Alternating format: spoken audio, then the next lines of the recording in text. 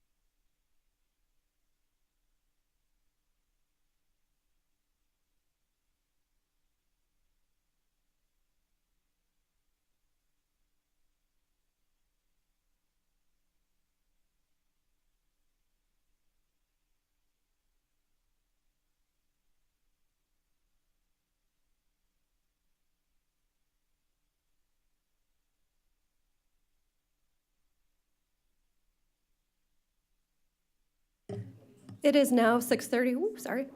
We are waiting to ensure that we have quorum for this meeting, so I apologize for the delay, but we'll be getting started shortly if we can get at least one more member in person.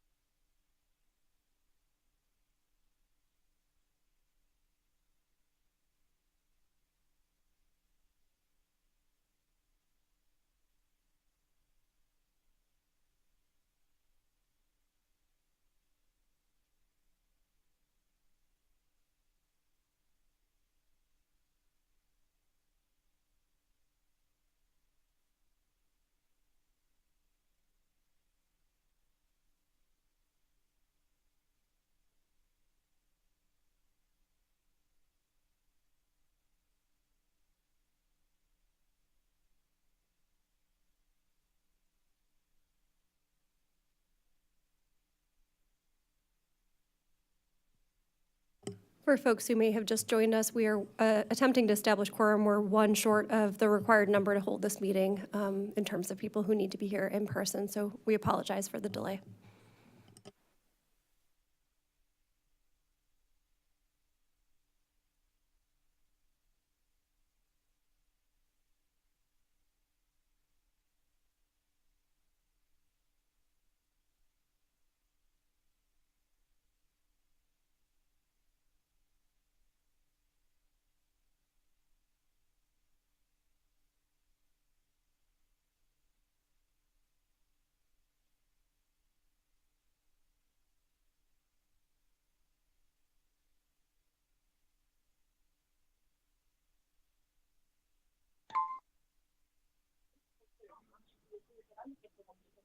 Chandra.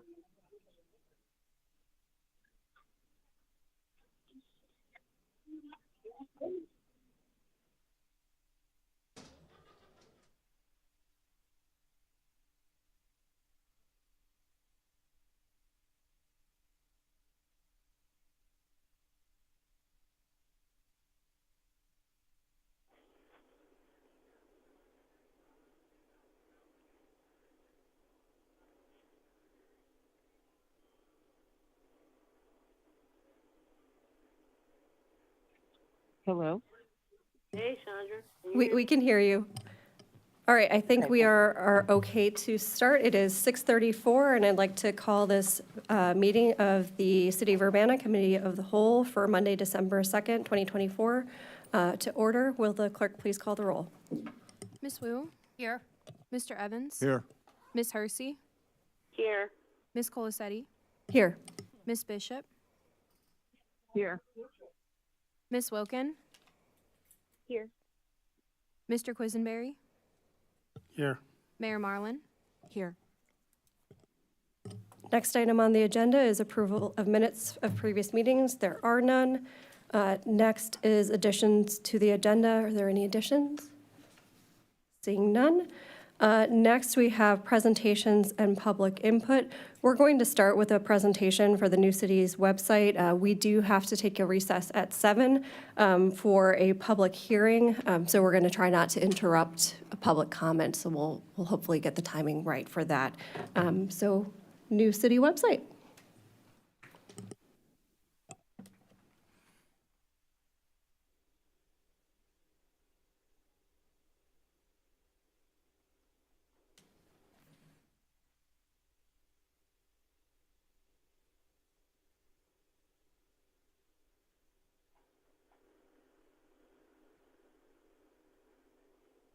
Did you just turn on the fan? Sorry, Sharice, were you asking for something? No, I'm sorry. I needed to mute my phone. Okay, Hold on. thank you. Hello, I'm Thomas Webb. I'm the city's IT manager, and with me today I've got Kate Levy and Mac Patel, and we're just going to give you a little update on the City of Urbana's new website that is launching 2 weeks. Yes, yeah, that works. So, new website is going to be urbanail.gov. Nice, a little bit more concise than the current urbanaillinois.us, so that'll be nice for starters. We started putting together the why of we were doing this, and we couldn't come up with a better way to say it than what Mayor Marlin had put in her press release, so I just copied and pasted that into the slideshow instead. The goal is to make it more accessible, more responsive to community needs, make it more useful to the people we're serving, right? Using standardized templates, style guides, so that when you look at the website and you go from page to page, it all feels the same, it all looks the same, and it gets you the information you want as quickly as possible. So I'll hand it over to Mac to talk a little bit more about the changes we're making.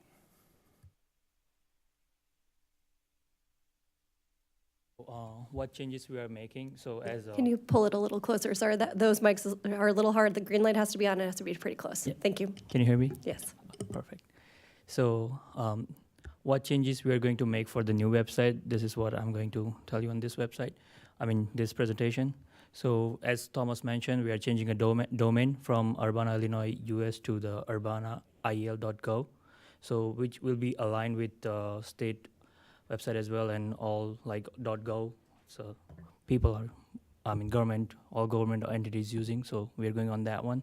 Then new brand style guide. So like it will be more attractive. We are trying to gather the user interface like more attractive, new designs, and whatever the pictures and all those details we can put it on that one. Those going to be there. Then also site is more compact, and so when we say site is more compact, we are not like deleting any pages from the old website, but whatever the pages are most used and whatever the pages are most needed, we are going to add those features. We already added those pages and content and new web forms as well on new website. So those are the main key changes we are going to make. And I'm Kate, I know all of you.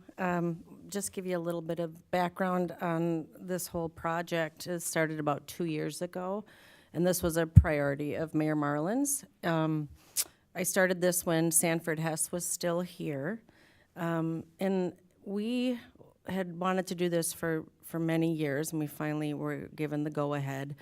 The first thing we did was a website audit to really take a look at what residents, what people outside of this building were looking for when they came to the website, and also what we were searching for internally. And from that, we culled down our top 500 most accessed pages. And that was done through search terms or just page hits. And then we sorted all of those, and we met with each department and asked, are these relevant pages? Are they still current? What do you want to keep? What would you like to update? And from there, we began a tremendous sorting and culling process. And we engaged a content editor, Creative Allies, out of North Carolina, and we began we probably worked with them 5 to 6 months. We put a style guide together that would guide us so that we could be intentional going forward with this website. Too often, trying to find that balance between what somebody needs and simply what I want to put on the website, what I think you'll be interested in. So they helped us find a common voice in our pages, and once that process was done, we engaged our actual website developer, Civic Plus, and began working with them on building the site, the framework for the site, picking all those special things, colors, fonts, etc., and then the actual layout of how this new site would look. And to give you an idea, our current site that is going away in 2 weeks has approximately 14,500 pages and attachments. The new site that we're releasing has 600. So it was just it was a labor of love. I'm going to say that because I like to organize and clean things up. And we've worked with staff through this whole process, their input on what they'd like to see, and the training on how they can build out the pages themselves and keep it updated. And I think I can turn it back to Mac. So what's next? What are the timeline? That's what we are going to discuss. So what's ongoing right now? We are still updating, as Kate mentioned. We are still updating our content, and she has also put quick links where people can directly go to the page and see like how can we apply for the permits and the other licenses and everything. So those kind of quick links we are adding on that one, and Kate is working on that one. And we have some outstanding issues which we are working with the service provider. I won't say issue, but we have like couple requests how we can make this user-friendly website and something like that, more user-friendly, how we can make it. So we are working on those kind of things right now. And also next week of December 9, we are going to move to urbanail.gov, and we are going to test and it will be like internal go live, I would say. I don't know if Thomas wanted to add anything on that one, but yeah, it's an internal go live. And Friday, the December 13th, we are launching this website. It will be our old website will be redirecting directly to the new website, which is urbanail.gov. And the old website will be discontinued for the public. We still have some content. If we need it, we can still get it on our backend side. So that will be there. And we are not just leaving there over there, like once we are done, like this is launch and we are done with the website. We are not doing that. We will be getting a feedback through the social media and other website feedback things we are getting on that one, and whatever the changes we need to make, we are going to make those changes. And we do have this analytics things we are getting, and on that, based on that one, we will be able to see like what are the most pages are frequently used, so we can also work on that and put in our quick links as well. So that's that. That's it. Any questions? Are there any questions? I'll add one more thing. Oh, go ahead, Kate.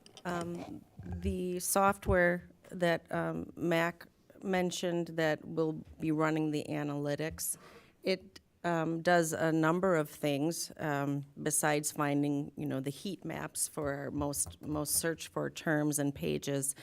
It checks for spelling errors. We can set up rules in it. So if we don't want a certain word in all caps, we can write a rule so it'll flag it and I'll get a report. But most importantly, it verifies our ADA compliance on this new website. So we are aware of any issue going forward. Great, thank you. Mary Alice? That was my question, actually. So is it WCAG 2.2 compatible? It should be by the time. Yeah, we're working on a few things, mostly with the mobile version. But yeah, our compliance vendor, at least according to the reports we're getting, yes. I'll be interested to see how they compare to real world experience when people start using it. If we get feedback from people that we need to change things, we can. There's like an online tool that you can download and you can test it out yourself. I have not pulled down that tool. Now that you say that, I'm like, oh yeah, that tool does exist. Yeah, so we've been using our vendor to just do their scanning, but that's a good point. We can take a look at running that tool and just see if there's anything that the vendor missed that we were unaware of. So. All right, thank you. Chris? Yeah, thanks for doing this. Long overdue. I hear you say nothing's been subtracted. When we go to the new website, nothing's been subtracted, right? Is that what I heard? Nothing that's been actively used in any period of time. Like Kate said, we went from a large number of pages to a much smaller number of pages. So there are some of that, a lot of that is a PDF that was uploaded 10 years ago and we don't need anymore, right? But there is some data that will not be carried forward to the new site, but based on the analytics that we use to see what people were looking at when we started this process, nothing that's in use is going away. Okay, let me just check on my favorite stuff. Meeting minutes, meeting videos, YouTube videos will still be there. They'll all be, those are all Agenda hosted. packets, Those are all agendas? hosted at different sites, but we will still be linking to where those are hosted. Yeah. How far back? So how far back have you imported into? That would be a great question for the city clerk. So also in the clerk's records, we have all of them for all time that are available at any time in our office. But I believe when we migrated to Agenda Municode meeting software back in 2021, I believe is when we did that migration, every set of minutes, agendas, and packets that was originally on the city website and was in the archives should have been successfully ported over to the new Agenda Municode website, the same one that you and everyone utilizes currently to access our meeting materials. Okay. So that is not changing. That will remain the same, and it's going to look the exact same. Right. In fact, we are now working with the same vendor for the rest of the website, so it'll be even more compatible than it was before. Okay, great. Budgets? How far back on the, just 5 years, 10 years? 18 years? 18 years. That's plenty, that's plenty. What about ordinances and resolutions? All the way back to 92? Like it was before, or? All the way back to 92? Because ordinance and resolutions are also stored in Municode meetings, correct? So, yes, digitally up through at least 92, but I believe we have ones even farther back. But the complete accounting of ordinances and resolutions is, of course, available in the clerk's office. But digitally, we have some going as far back as I think even the 40s. Well, not that interested in that, but yeah. Just Great. in case. Yeah, just in case. And then, I'm trying to think what else I always look at. Policies. Like the police department used to put their whole, or has put their whole policy online. Is that gonna be available? All that? Okay. To summarize, what I've been looking at now, as I go to department to department to department, the bids for public works, all their categories and all that, it's going to be somehow available in the new website, right? Yes. So the one thing to, like, if you had a bookmark to a specific page, that will break, because when we condensed pages, all the Yeah, URLs change, yeah. right? So you will have to find some stuff again. The nice thing is this website's built around search, so as you can see, like the main spot starts with search, but you can go into each of the departments Yeah, like you I have see. before and drill down into Yeah. the specific information you're looking for. Yeah, I mean, I see, there's going to be a learning curve to, figure out Yeah. what everything is. The search engine, pretty good. I mean, I can type in the word or get close and get I haven't to it. had any trouble with it, but I'm not a great person to test. Like, that's really one of the things we're going to be relying on public Right. feedback for, because I know what words I'm looking for, so I'm not a great fake tester for what other people might put in. Last Right. question. Oh, Oh, I go ahead. will, I'll let you know, we're building in a web form for people to make comments about the website. So if they're having particular issues, they can contact us directly. That's my last question. Who do we contact when we have a problem? You'll have it. It'll There'll be a me link to a web probably. Okay, form. great. Thank you. All right, James? Thank you. Bravo. Great job. That's fantastic. I can't wait to see how it looks when you get deeper into it. But I like how it looks at the landing page. I thought I was going to be the only person to ask questions that nobody wanted to hear about, but Thomas knows the answer to. But Mary Alice beat me to it by asking about accessibility standards. So my question would be, what's under the hood? What's the platform that it's running on? I believe, is it Drupal that they're using? Drupal. So yeah, I mean we're using a third. So we go through a content management system. We don't have to touch any of the under the hood, which is the other nice thing Right. about this particular process. But the back end I believe is Drupal. Does that mean that we will be paying Civic Plus to manage the Drupal platform Yes. for us? Yeah, we Okay, will so have don't we will have an have to become annual. Drupal experts? Correct. That's yeah, okay. we will. Our last website was also Drupal, but it is 4 versions of Drupal old because we have no Drupal experts with which to manage it. So that is something we're trying to avoid in this iteration. So That's a challenge. I understand why you would do that. And the analytics and the search engine, what's under the hood there? If you So the search share? engine is a Civic Plus feature. I don't know what their back end is. I could find out, but I do not know off the top of my Leveraging head. Google or Bing or Yeah, I something don't know else? what their behind the scenes engine is. As far as the analytics, we use a product called Moncito, which is the same product that does the scanning for compatibility and style guides and things. We will also be using that for our analytics. So Does it also confirm availability? Does it report if the site goes down, or do we have a monitoring capacity? It doesn't happen That- very often, but that it is a does- good question. Does I happen, don't know that I've looked into direct reportability for up and down. and this is cloud hosted, right? Correct. Do you Yeah. know who the? It's also Civic. It's a Civic Plus product. It's the same Okay. vendor as It's the same vendor as the website. But you don't know if they're buying from Amazon or No, Azure? I do not okay. know what their back end is. All right, and so I'm going to ask Chris's question a different way. So you said there are 14,500 pages originally, right? And that included like PDFs? If the PDF had 20 attachments and pages, files it and- counted towards that number? Okay, that explains a lot about how big it is.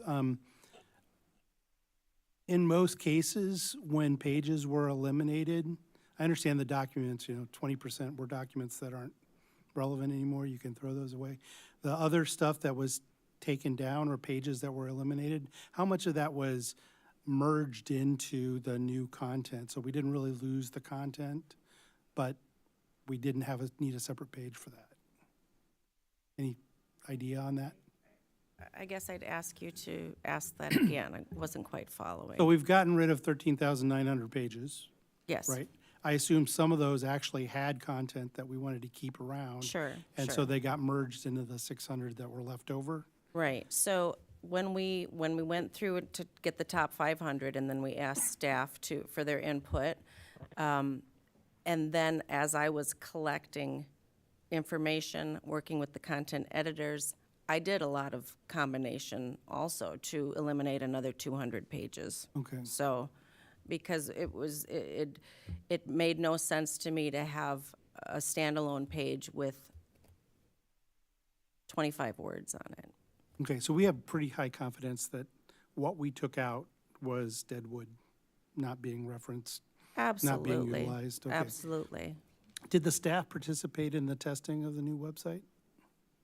They've been working, they've been content editing themselves. Each department has people Okay. on staff that have been trained to do. So if they thought something was missing, they would have noticed by now? Yep.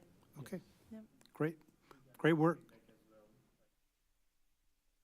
As well, whatever they are missing, we had already added, and whatever's not added, we started adding on that as well, so. Okay, again, I say bravo. Folks on the phone, any question? Jay, I might. Yeah, go ahead, Grace. I think most of my questions have been asked. Thank you to those in chamber. It's a little hard to hear you, Grace, just so you know. Oh, thank you. I'll try my best. I'm as close as I can. Just wanted to extra clarify the point about the meeting minutes and that kind of information being just housed somewhere else.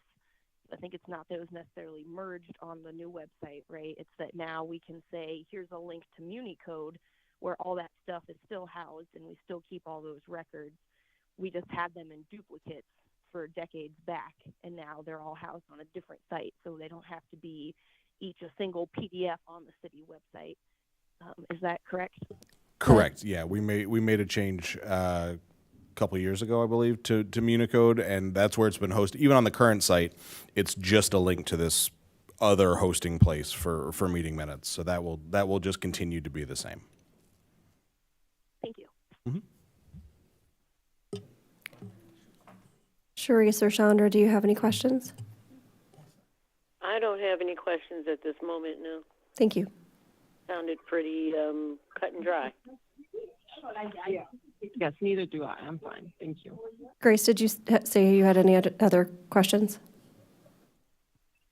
No, thank you. Thank you all. Anyone else here in person? Any more questions? All right. Oh, Mayor Marlin. I don't have a question, but a fourth person walked in the room who needs to be acknowledged, and that's Sanford Hess, former IT director. So, so this effort began under his leadership along with Kate Levy, and again, this has involved every department in the city, and it's been an enormous amount of work because it was there was a lot of stuff on that website, and we hope, and the goal here is to make it nimble and useful and responsive to what people need to know and want to know. So let us know. James. In an effort to use up the last minute before 7 o'clock, quick question, how much does it cost for us to host it on a monthly or annual basis? What's the ongoing cost of maintaining it? I believe, I don't have the numbers directly in front of me, but I believe the annual cost is $14,000 Per year? per year. Okay, Thanks. Thank you all very much. It's very exciting to have this facelift, to say the least. We do have just 3 minutes. Can we recess early? Okay. So we are going to come back to public comment, but we have a meeting within a meeting. So do I need a motion, right? So I'm going to ask for a motion to recess for the public hearing.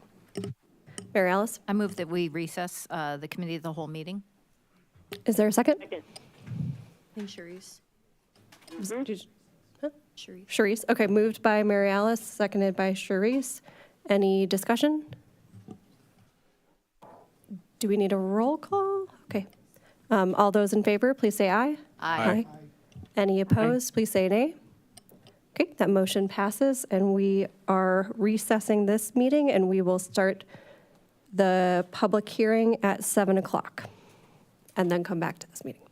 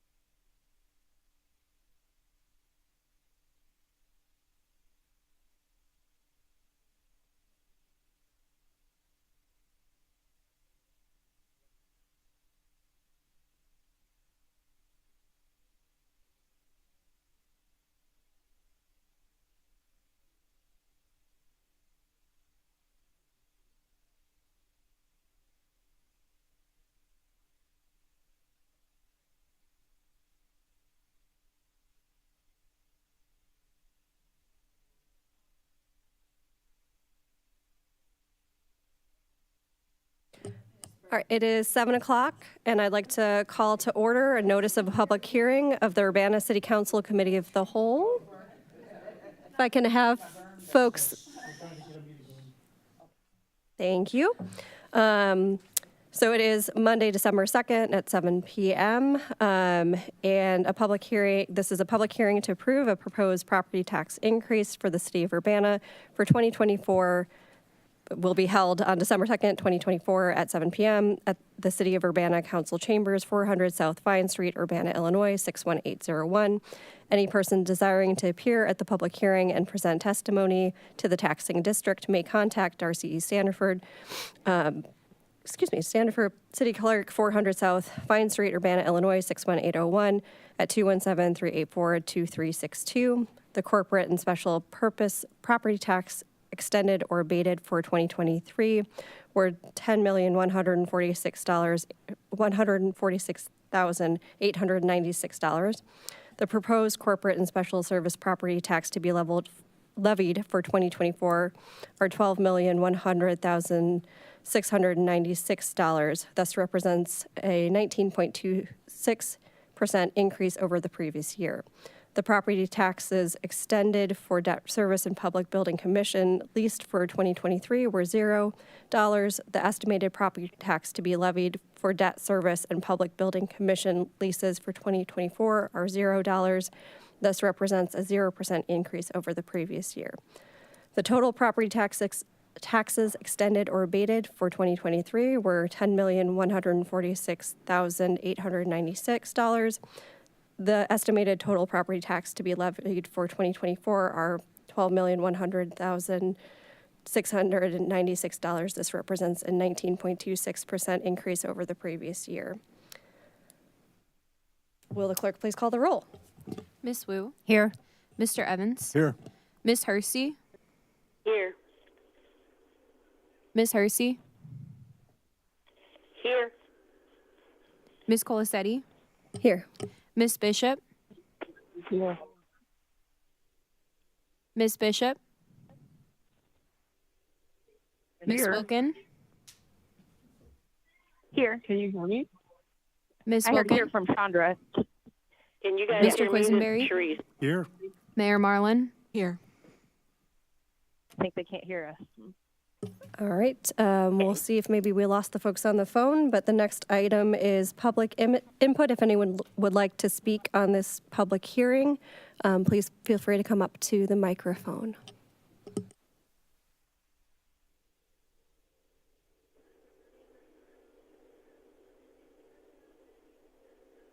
Old question. Will there be another public hearing? Thank you. Yes, we will go back to the committee of the whole meeting after this meeting concludes, and there will be another opportunity for public comment. But if anybody would like to speak related to this item, please feel free to do so. Another procedural question. I think the sound is off because we can't hear anything, and I'm wondering if the two missing members maybe can't hear anything either. Are these mics working? These mics are not working. Nothing. Oh, thank you so much. Yeah. Okay. Yeah, I but I'm can not hear. sure. No, they're not working. Well, I'm hearing like an echo in there. Testing remote people. Can you hear me? This is Sharice. Well, thank you. We'll Hello? try to figure out that technical difficulty. I don't know what to do about that. God. Sharice, I can hear you. Can you hear me? I can hear you, Chandra. Can you hear me? Yeah, but apparently Okay. Is All right, it one of those well, things I guess again this where we doesn't hear work. each We're- other but they don't hear us? Take.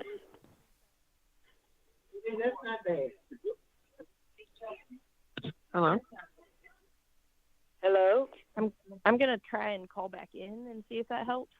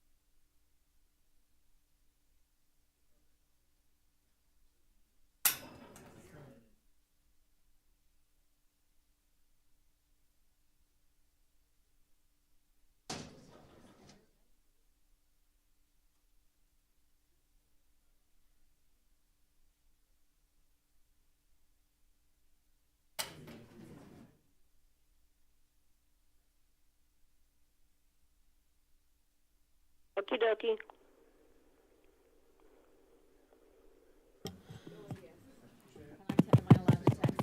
Hey, oh, Test. I think the mics are back. Yes. Yes. Can someone on the line just let us know if you can say something? Blah, blah, blah. Thank you, Sharice. I appreciate the blah, blah, blah. It's much appreciated. It's still a little quiet for the folks on the phone, but we'll get people back so we can come out of this recess. Can you hear me? Chandra, we can hear you. It's still quiet, but we can at least hear you now. Okay, great. Thanks.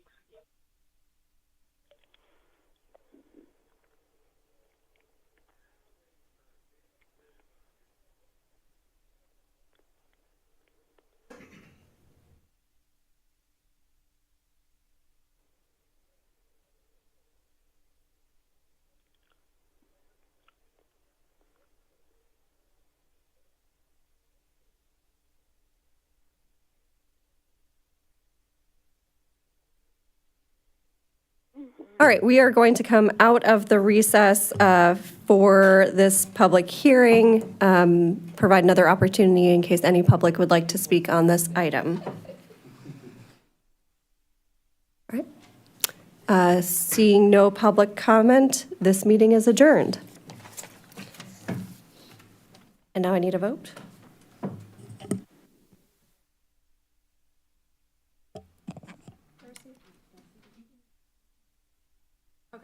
All All right, now we are going to reconvene the.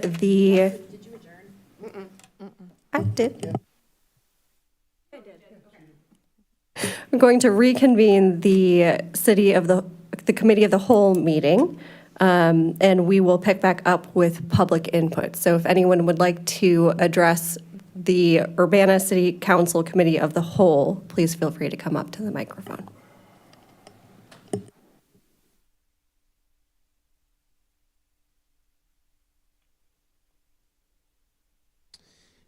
My name is David Huber. I'm a resident of Urbana. I live in a duplex. Now, if you're keeping... Sorry, we just want to check and make sure that microphone is working. Oh, Thank you. okay. I live in a duplex. Now, if you're keeping score over the past few weeks, that's like minus 50 points. And yet, I'm a homeowner, so plus 50 points. But wait, I am, among other things, a developer, minus 375 points, give or take. I'm here to say, though, that not all developers are alike. For instance, here's the world's most famous real estate developer, Donald J. Trump, in March 2023. Joe Biden recently announced that he will require every state, county, city, and town to submit so-called equity plans to impose the left's Marxist housing agenda on your communities. This is not what we need. The Biden power grab will put radical, racist, left-wing bureaucrats in charge of micromanaging the housing where you live, and nobody can be happy about that. I talked about it during my last campaign, and people understood it very well. They will use the power of the federal government to abolish single-family zoning for single-family homes, destroy your property values by building giant multifamily apartment complexes in the suburbs and even next to your house, and force your community to pay for low-income housing developments right next door. End quote. To be clear, I am not comparing every defender of single-family homes to some MAGA ideologue. Rather, I am highlighting how so often, too often, single-family homes is a stand-in for something else, which is to say it can be a code word, it's sometimes a dog whistle. Over the past weeks in this chamber, we have heard from vocal objectors who cast this proposed zoning amendment in a dark, ominous light. They told a tale of moral and aesthetic corruption with a supervillain in a leading role. They painted a scene of, quote, fine homes in a, quote, upscale neighborhood. Quote, one of the 10 best neighborhoods in the country, we are reminded. Quote, the very existence of our schools depends on it, someone stated. And then, a, quote, calculated effort to, quote, convert this lovely neighborhood. Rentals for students, someone said. By whom? Who would do such a thing? Quote, developers who wish to enhance their greed, end quote. But also the city, quote, in collusion with developers. To my relief, I received a reality check from a longtime Woona resident and former elected official who stated privately, out of fear of diverging from the neighborhood party line and the attendant social consequences, quote, this simply removes the distinction between 1 and 2 family buildings, except for the extra parking requirements. There's no increase in building size / ratio beyond what is already allowed for single family. How is having 2 front doors detrimental to a neighborhood? I suspect it's the neighborhood's biased perception of potential occupants that is driving their opposition. We use single family homes to talk about other things, our fears, our threats, our hopes, our anxieties, our desires. We also too often use other things to talk about single-family homes. Opponents of this amendment have decried the amendment as a threat to historic preservation. If the preservation imperative is so strong, why aren't these areas being designated historic districts? I, for one, would not hang my preservation policy on regulating the minimum lot width of duplexes.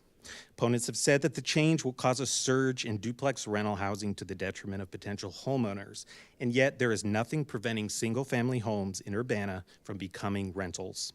Some have argued that this change should not be made since we will soon have a new comprehensive plan, but for 2 years we have been told that the plan is developed through the lens of equity and sustainability. I never took that to mean we get to be inequitable until the new plan is adopted. I would also ask the city attorney if a retroactive moratorium on zoning amendments is advisable. Mayor and city council members, the lot width requirements for duplex as written is textbook exclusionary zoning, which is to say it seeks to achieve an end that is otherwise discriminatory through the regulatory framework of zoning. I ask you to remember Resolution 2023-05-033R, which you unanimously adopted in June 2023. How can we pass unanimously a resolution in support of fair housing for all, regardless of source of income, and not pass this zoning amendment? We forbid, rightly, landlords to discriminate on the basis of income. And yet we entertain the bias of homeowners and risk reaffirming a city policy that seeks to limit housing supply, and more specifically, rental housing. Thank you. Thank you. If anyone else would like to address this committee, please feel free to come up to the microphone, state your name. You'll have 5 minutes to speak.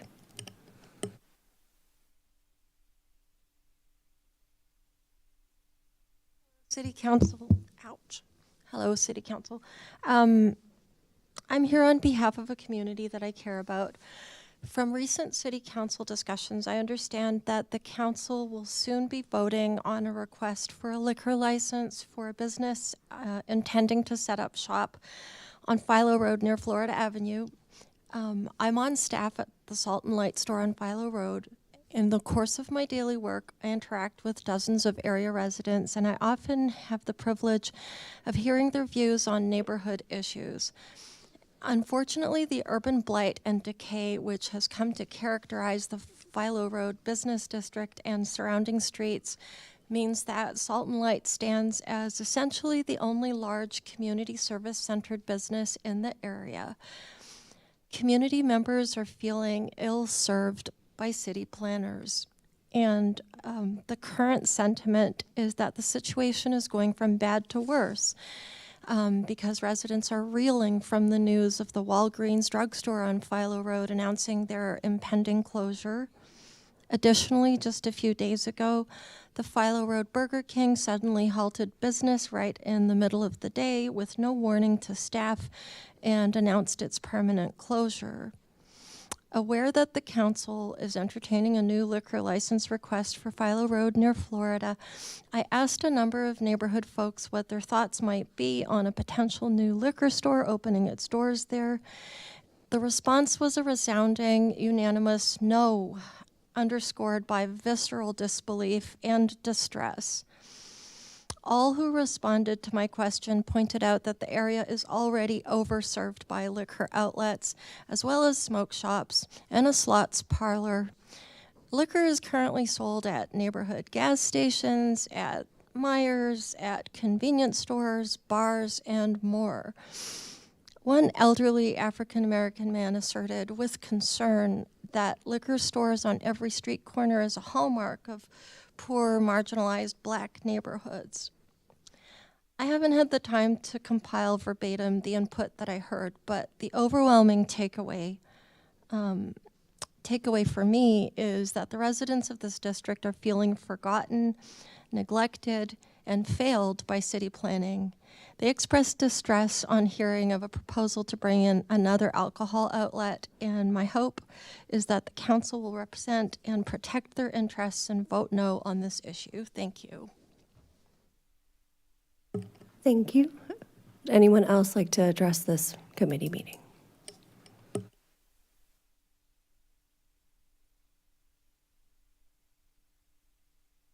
Hi, my name is Gina Peluso. I live here in Urbana. Thank you, Council, for being here. Thanks for all the hard work you do.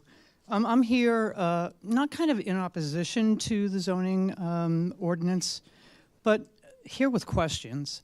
I looked at our current zoning ordinance and found a lot of discrepancies, like the fact that a duplex dwelling is supposed to be a building, not multiple buildings. Sorry, I don't do like texting stuff. So, I see that we're looking to change the minimum lot area for common line lot line dwellings to nothing, and a minimum street frontage of 20 feet.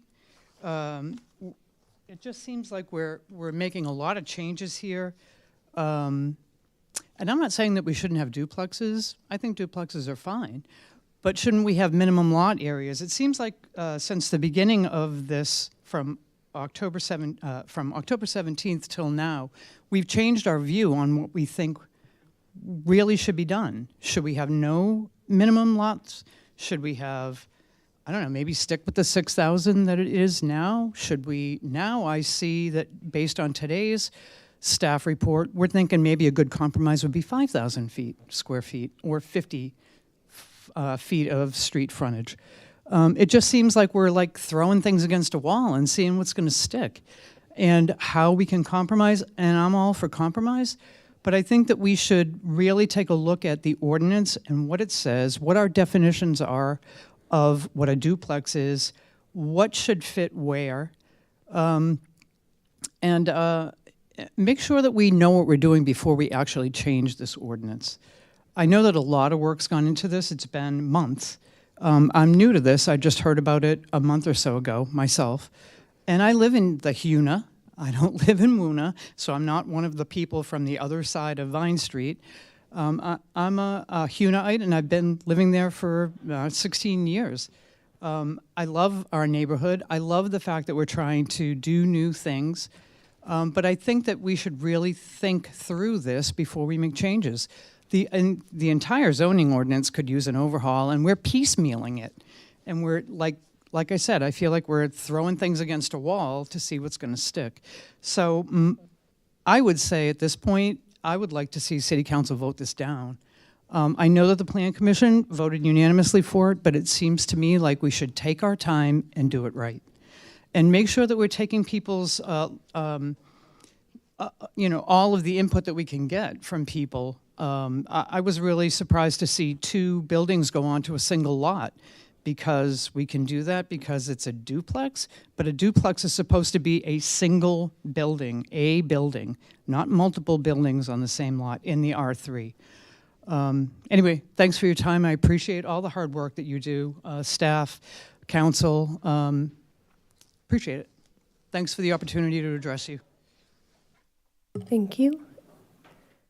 Anyone else here in person who would like to provide public input? We have a few emails to read too. Okay. I have 3 that have been requested to be read out loud tonight. Any other emails that came in that just specifically asked to be read out loud will still be included in the record, but will not be read.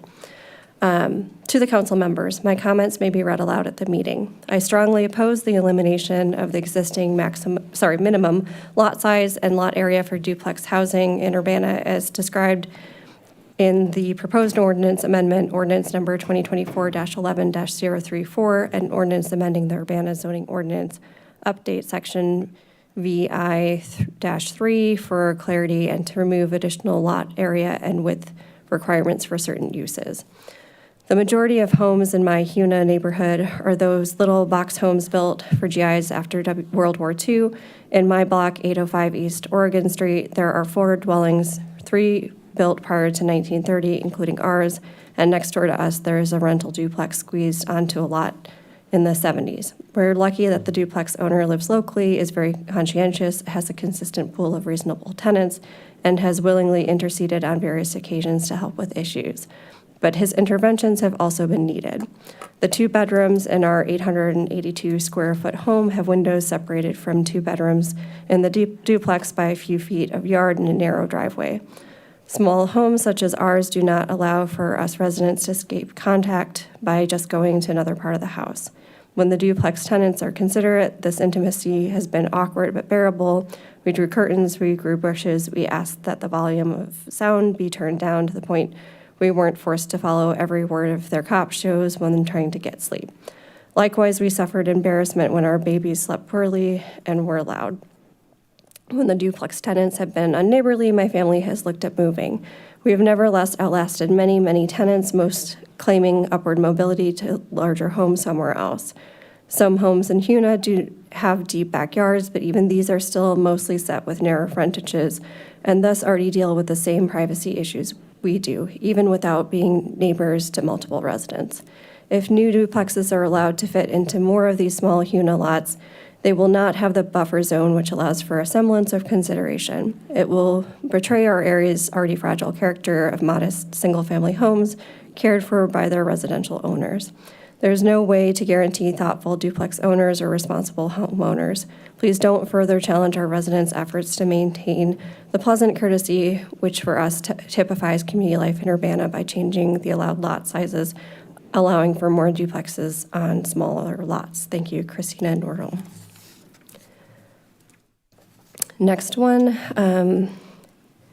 it's from Katie Muir, Ward 7, public input. After members of the Downtown Urbana Independent Media Center, who are also a member of the CU Muslim Action Committee, Party for Socialism and Liberation, Liberation Center, and Unitarian Universalist Church, ended their 13-day encampment on the University of Illinois Main Quad on May 10th, 2024. And a group of pro-Hamas protesters led by prominent members of the CU Muslim Action Committee began regularly attending the City of Champaign City Council meetings to demand that the City of Champaign divest from their Illinois funds accounts overseen by the state treasurer. Shortly after, the News Gazette published an article written by Jim Day alerting taxpayers to the fact that Champaign County Treasurer Cassandra Johnson and Chief Deputy Treasurer and Urbana mayoral candidate Deshaun Williams left as much as $36 million in federal aid money in a low-interest account at a Terre Haute, Indiana bank rather than depositing it in a higher-paying Illinois fund account overseen by the state treasurer, resulting in taxpayers losing money more than $2 million in interest income. The members of the Downtown Urbana Independent Media Center stopped demanding that the City of Champaign divest from the Illinois funds. However, with the apparent goal of showing solidarity with the demands made by members of the Downtown Urbana Independent Media Center, Cunningham Township Supervisor and co-founder of the Urbana Independent Media Center, Danielle Chenoweth, divested the funds from Cunningham Township and invested in an Illinois funds account overseen by the state treasurer. The Illinois funds database, there's a link included. The last interest income payment noted as having been dispersed to Cunningham Township on September 30th, 2024, as noted on the bills and payroll report for the period September 3rd through October 2nd, 2024, submitted by Supervisor Danielle Chenoweth for approval during the October 28th, 2024 Township Board meeting, during which Danielle Chenoweth submitted Resolution T-2024-10-006R, requesting a very large increase in the compensation she receives as Cunningham Township Supervisor. The monthly interest previously earned on the funds Cunningham Township had invested in an Illinois fund account would have covered the large increase in compensation ultimately approved for Supervisor Danielle Chenoweth. Although City Council members Christopher Evans and Grace Wilkin felt it necessary to closely scrutinize the Urbana Police Department budget, they chose not to question Supervisor Danielle Chenoweth's long-standing practice of using taxpayer money to subsidize events held at the Downtown Urbana Independent Media Center for the sole benefit of members of the Downtown Urbana Independent Media Center, since they are also members of the Urbana Independent Media Center. In addition, no member of the Cunningham Township Board/Urbana City Council has questioned Supervisor Danielle Chenoweth in decision to purchase Amtrak tickets for visits to cities participants lived in before relocating to Urbana, paying for Uber Lyft rides for participants, providing $500 cash disbursements to participants to purchase quarters to do laundry, purchasing renter's insurance for participants, purchasing license plate and stickers for participants, and purchasing thousands of dollars in gift cards from Schnucks, Walgreens, and CVS, noted as being for participants to purchase food, with $11,526.64 being spent in just 1 month, as noted on the bill submitted for the period beginning August 3rd through September 2nd, 2024, in spite of the fact that all Cunningham Township participants are eligible for SNAP food benefits. And one has to wonder why anyone would want to pay the exorbitant price for food, Walgreens and CVS charges. In addition, although all Cunningham Township participants were eligible for the LIHEAP summer cooling program, an exorbitant amount of utility assistance was noted as having been paid to Ameren for participants during the summer of 2024. The exorbitant amount of money consistently being spent on emergency housing at area hotels would indicate that a lot of people are relocating to Urbana to take advantage of the socialism mindset being relied upon to operate the Cunningham Township office, 20 of whom Supervisor Danielle Chenoweth recently informed the Cunningham Township Board did not feel comfortable providing Cunningham Township with any identifying information, including not feeling comfortable with simply providing their name. It has become quite clear that Supervisor Danielle Chenoweth made the independent decision to operate the Cunningham Township office in the same fiscally irresponsible manner as the White Bird Social Services nonprofit in Eugene, Oregon, has been operating for a number of years, which no doubt will ultimately result in White Bird's cahoots.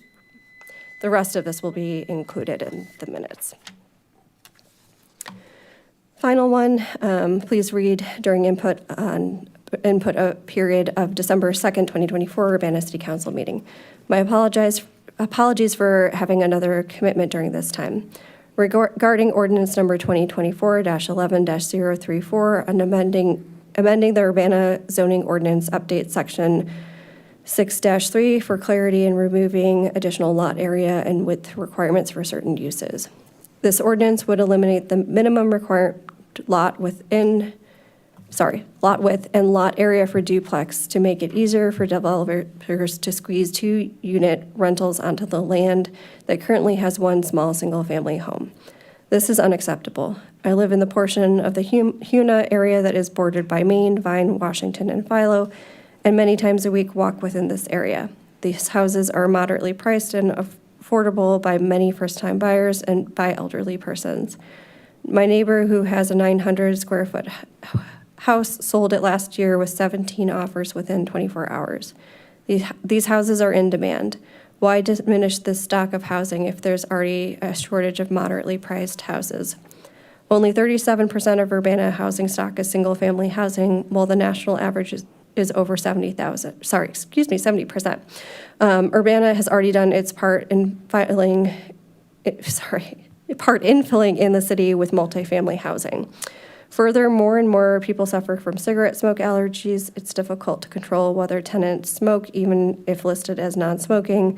This is because it is hard to prove, and the attics and crawl spaces are usually attached, allowing smoke to travel between units. Finally, it is possible for developers to have individual proposals to downgrade lots to R3 zoning by applying to the Urbana Zoning Commission. This gives neighbors the chance to have a say in housing they would like on their street.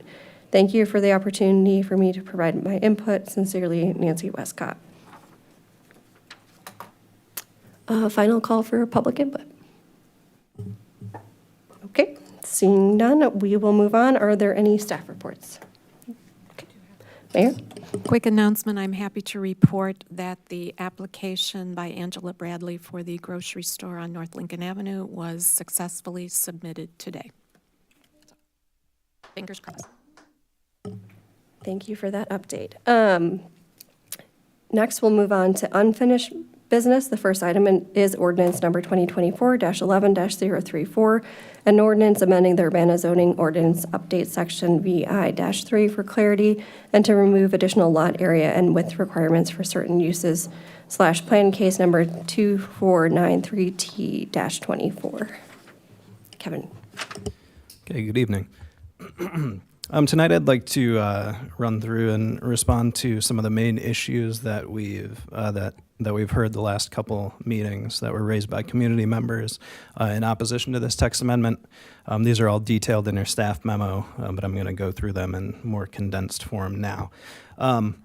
So the first of these sort of had to do with the timeliness of, why are we doing this text amendment now as opposed to waiting for the comprehensive plan to be done? So there's already abundant policy guidance in the 2005 comprehensive plan, which is our current comprehensive plan, to support the zoning text amendment. And given that the purpose of the R2 zoning district, which is to allow duplexes subject to certain controls, and the R3 district, which is to allow duplexes by right, not supporting this text amendment would be inconsistent with the existing comprehensive plan and the zoning ordinance. In addition, it is also in addition, the text amendment is also consistent with our draft comprehensive plan, Imagine Urbana. I won't go through each of these things, but I wanted to highlight some of these. So objective 1.3 in the draft plan is to broaden the economic base and housing options in ways that reflect the city's diversity. Objective 2.2 is to focus on incremental development. Objective 2.7 is to emphasize development in areas with existing infrastructure, natural resources, and amenities to minimize environmental impact.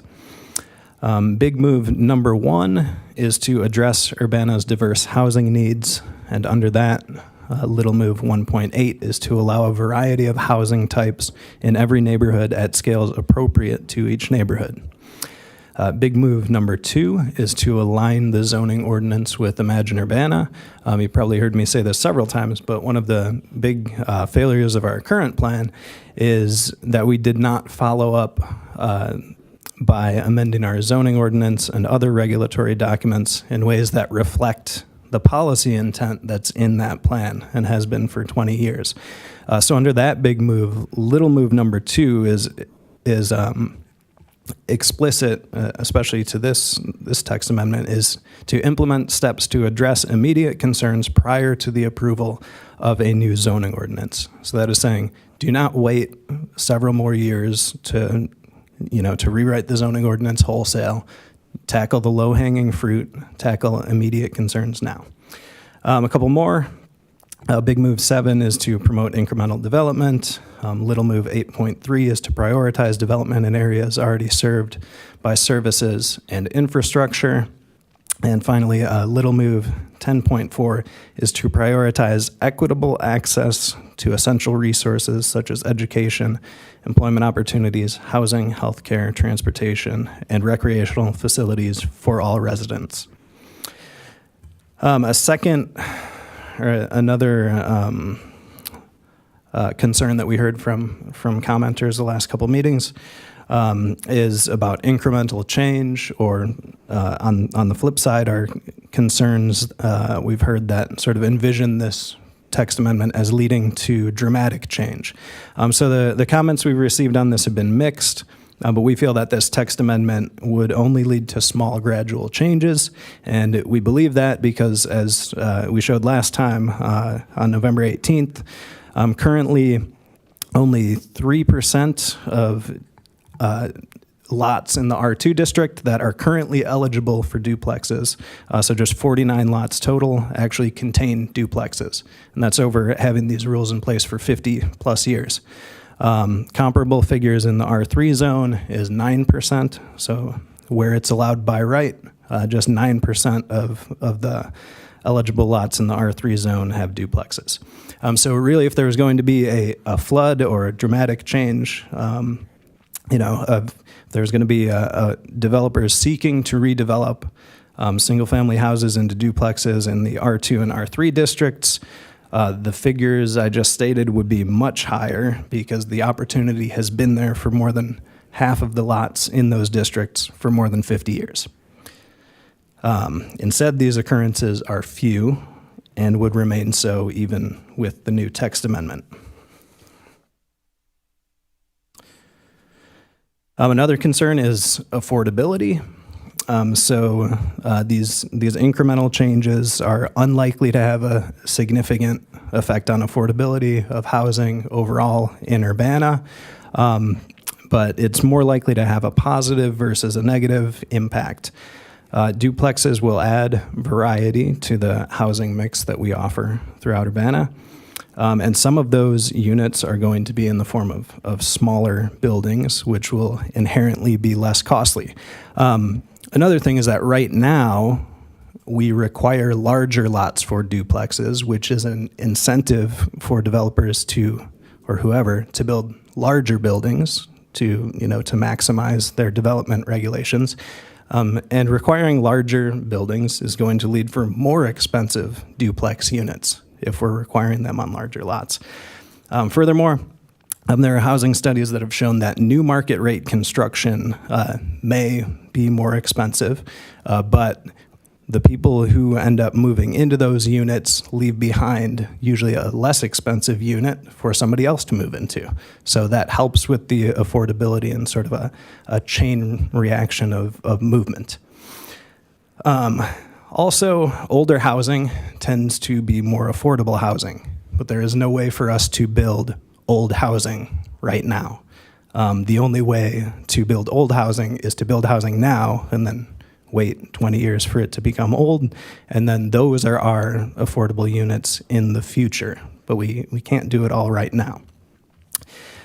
Another concern that we heard a bit about is rental housing. Now, the zoning ordinance, and I said this before, the zoning ordinance is agnostic about ownership. So the ordinance doesn't care whether you own or rent. And so while you may have some duplex units that are investment properties held by developers or by individuals, there are other ownership scenarios that play out with duplexes. So you can have an older folks who want to age in place. They want to stay in their house. Duplexes give them the flexibility to add a second unit onto an existing house so that they could have a live-in caregiver or a family member or someone else. Also, a retiree might add a unit onto their house to provide income to supplement their retirement income, which is usually lower than what they're making when they're working.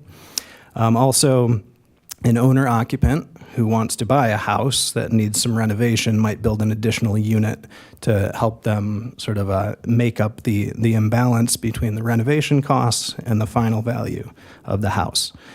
And others may find it more affordable to buy a duplex and use the rental income to pay part of the mortgage.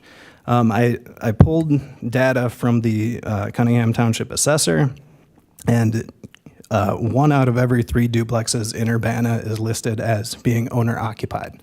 So 1 out of every 3 duplex lots in Urbana actually has an owner-occupant present.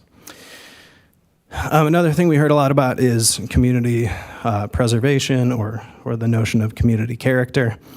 So many of the statements that opponents to the text amendment have made seem to be less to do with the use, which is what the amendment is concerned with, and more to do with what the building looks like or the building form. We heard from several residents in West Urbana that said they like the mix of residential uses that exist in the neighborhood. So that's, homes, duplexes, old apartment buildings that their neighborhood has. Yet they oppose this amendment that would allow the ability for the neighborhood to add a bit more to that mix with duplexes. So really the concerns seem more about what a duplex looks like and how it fits in than anything else. So in West Urbana in particular, which does not include R3 lots, the building form would be addressed as part of the conditional use permitting process, which is already on the books and would remain so. So if someone requested a conditional use permit to, say, demolish a perfectly viable house to build a new duplex, there could be alternatives that could be explored. So you could allow the existing building to be split into a duplex. You could also allow, say, an addition on the back of that house to add a unit rather than the initial thought of let's demolish it and put up a brand new duplex. And one real key thing that I want to point out is that the conditional use permitting process explicitly requires that a duplex in the R2 district must preserve the character of the neighborhood. And if it does not, the permit cannot be granted. There are 3 criteria. I won't go through all of them, but the third one, in part, says that the conditional use permit preserves the essential character of the district in which it is to be located. So in other words, any new duplex would need to fit into the neighborhood, fit into the character of the neighborhood, whereas a single-family home, which is a by-right development, can be built anywhere in the neighborhood without regard for existing neighborhood characteristics. And there are several examples in the West Urbana neighborhood where you have a house that's designed of a more suburban style with a garage on the front of it. That does not fit into the character of the neighborhood, but that is allowed currently by right.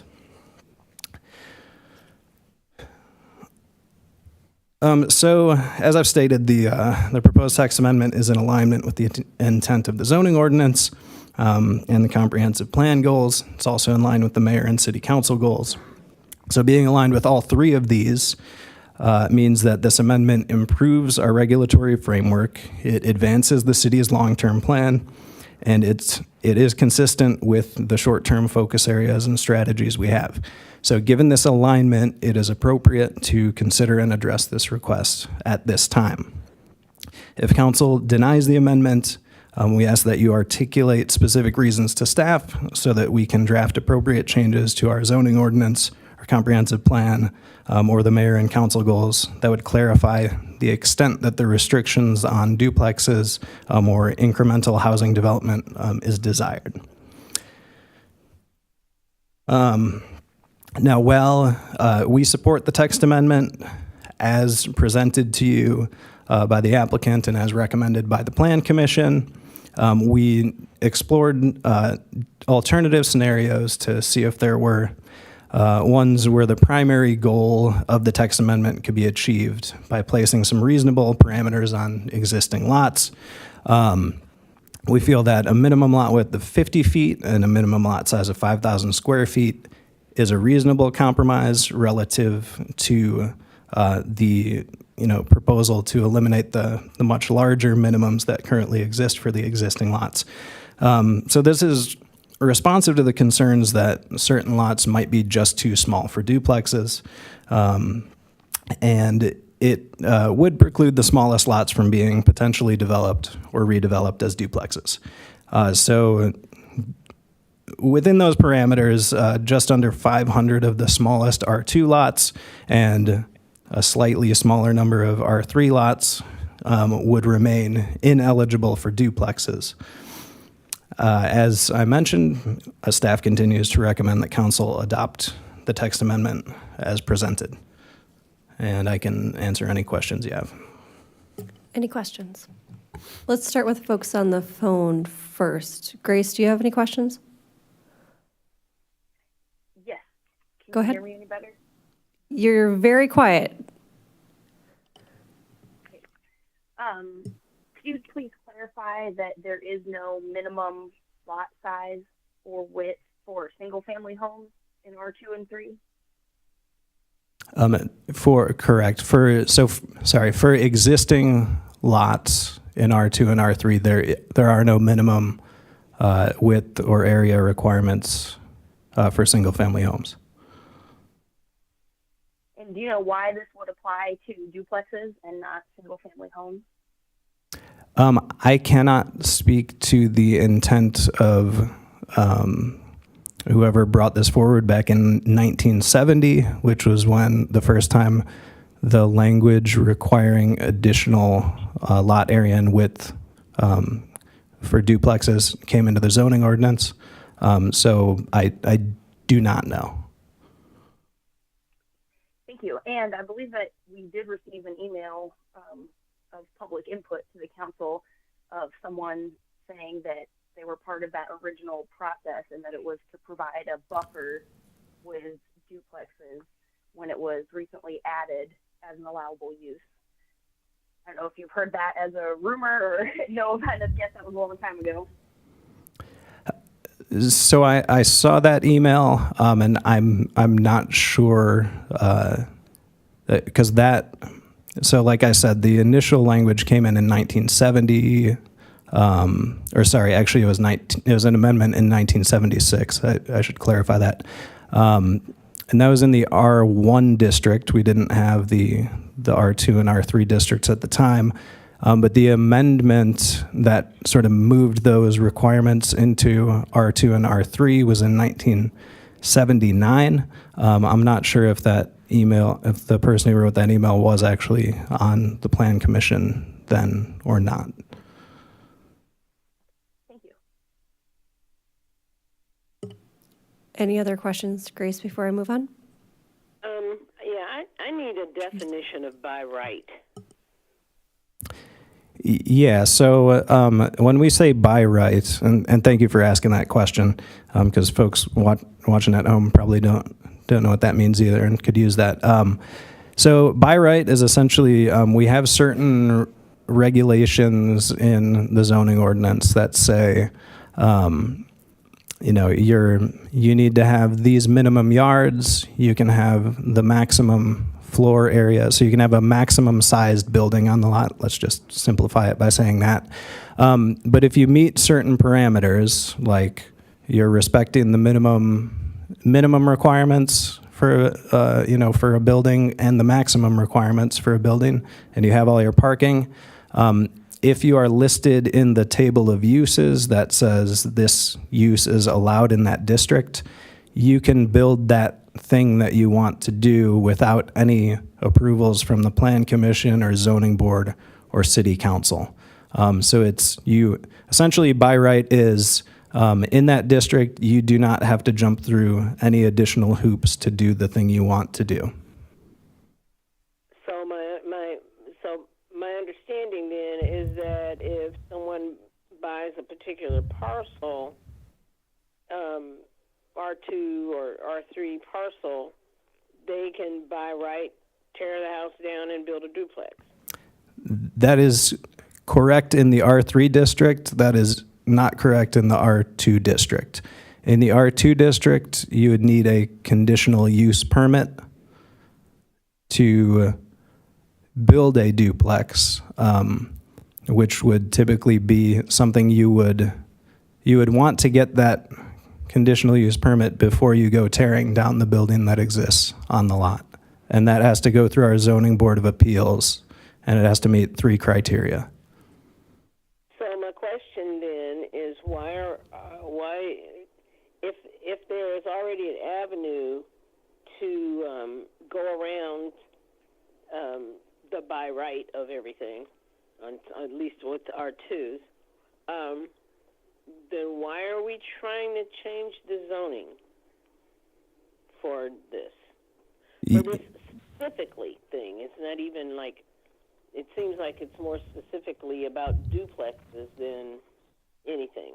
It is. It's definitely about duplexes because currently you also have to meet minimum lot size and lot width requirements in either of those 2 districts that are larger than you would need to do anything else in those districts.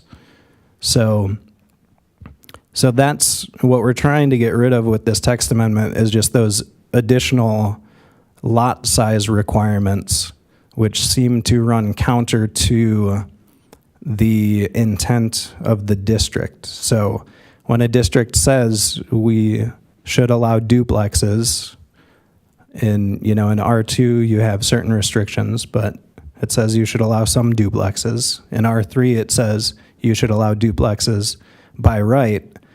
And then we have an additional layer that says, but you need a lot that's extra large.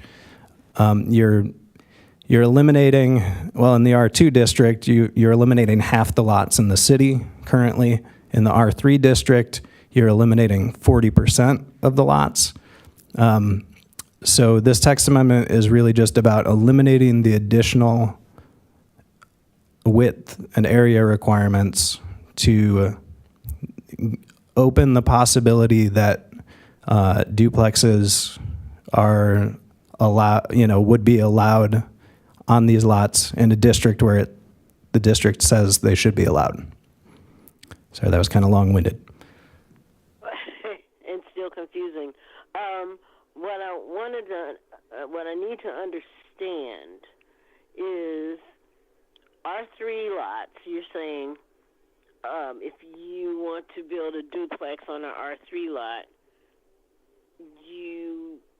the lot is big enough that you can build a duplex there. If it's a R2 parcel, then you have to get the special condition stuff, right? Yeah, I mean, that's what we're trying to get to, but currently we have the additional requirements for the lot area. which, R3 or R2? For both. Okay, for both. And the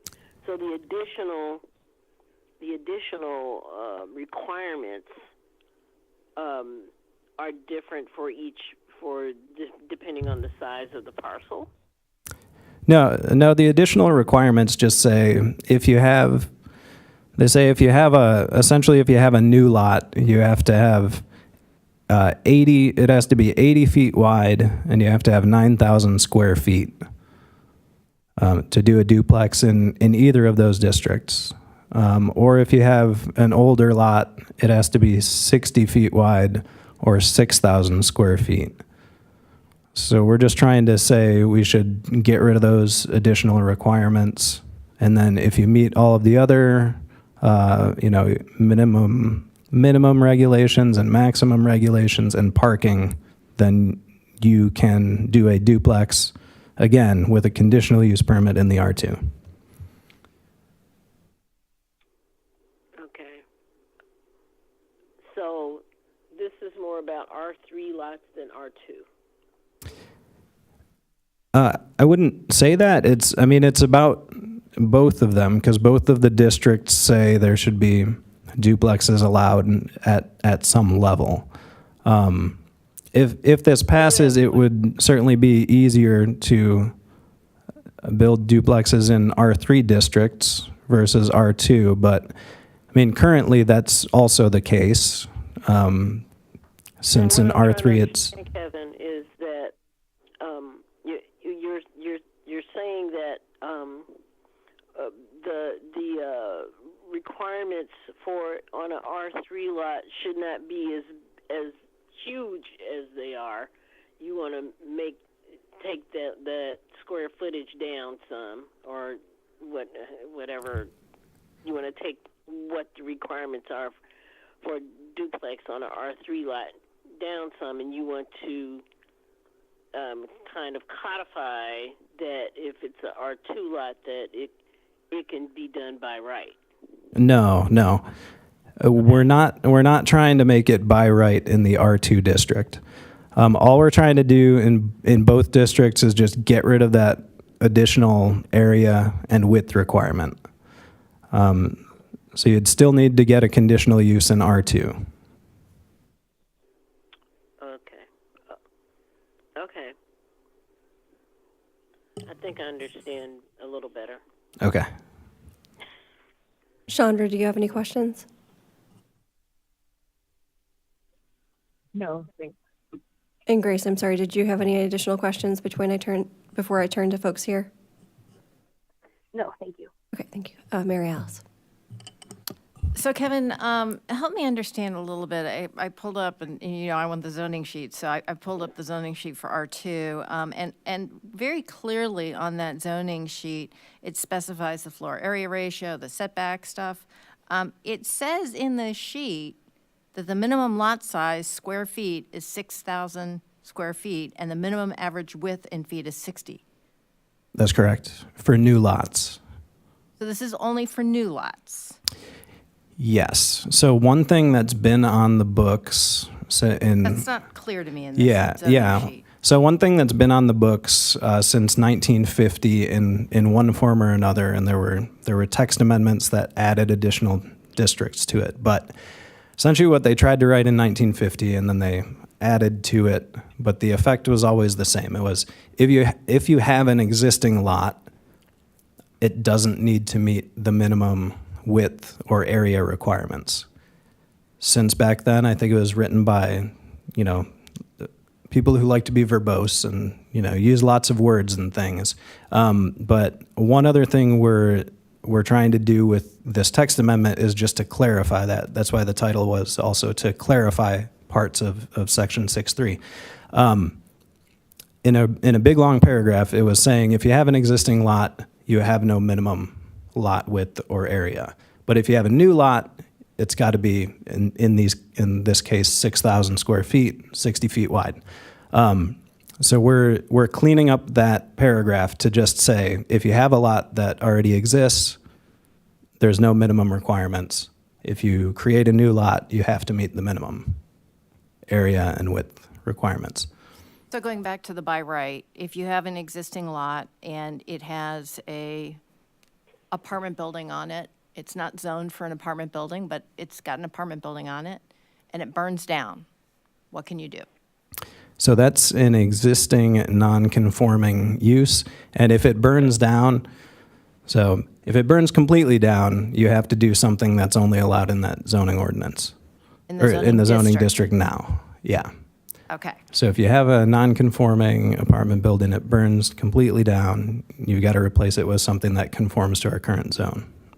and if that is the case, does then the 6,000 square feet, what I'm getting at here is it seems odd to me for us to wholesale change the zoning and not, at least if we're going to change it, put it in alignment with what we expect today, which is 6,000 square feet. What we expect today is that if you have an existing lot, you can reuse it because that's what's in the zoning ordinance right now in confusing form. But that's the expectation now, is that if you have a lot that exists, you can use it for anything that's allowed in that district. It doesn't need to meet a minimum requirement. Okay, so, I mean, Grace's question about the restrictions in some regards wasn't entirely clarified, right? So if you have an existing lot and you have an existing use, whatever the regulations were at that time is what you had to build it from. So if it was 4,000 square feet, whatever it was, that's what you had to adhere to. And we're not saying, oh, by the way, you guys now need to buy 20 feet because you're not 60 feet wide. Correct. Right? Yeah. Okay, so, but there are rules in terms of what, the size now if they build. And so I'm just trying to make Yeah. that distinction because Grace's question was any single family doesn't need any of these requirements, which is not entirely accurate. An existing single-family lot does not need to meet these requirements. However, if it was a lot that was platted in the last 50 years, it will have met those minimum requirements anyway. So the reason we allow, or the reason we don't have minimums for existing lots is because you have neighborhoods like East Urbana over here that were, they were Sure. platted before there were any requirements. So it's not penalizing you for trying to build something new on one of those lots. Right, and Yeah. I'm not suggesting that we penalize people for older Okay. lots by any stretch of the imagination.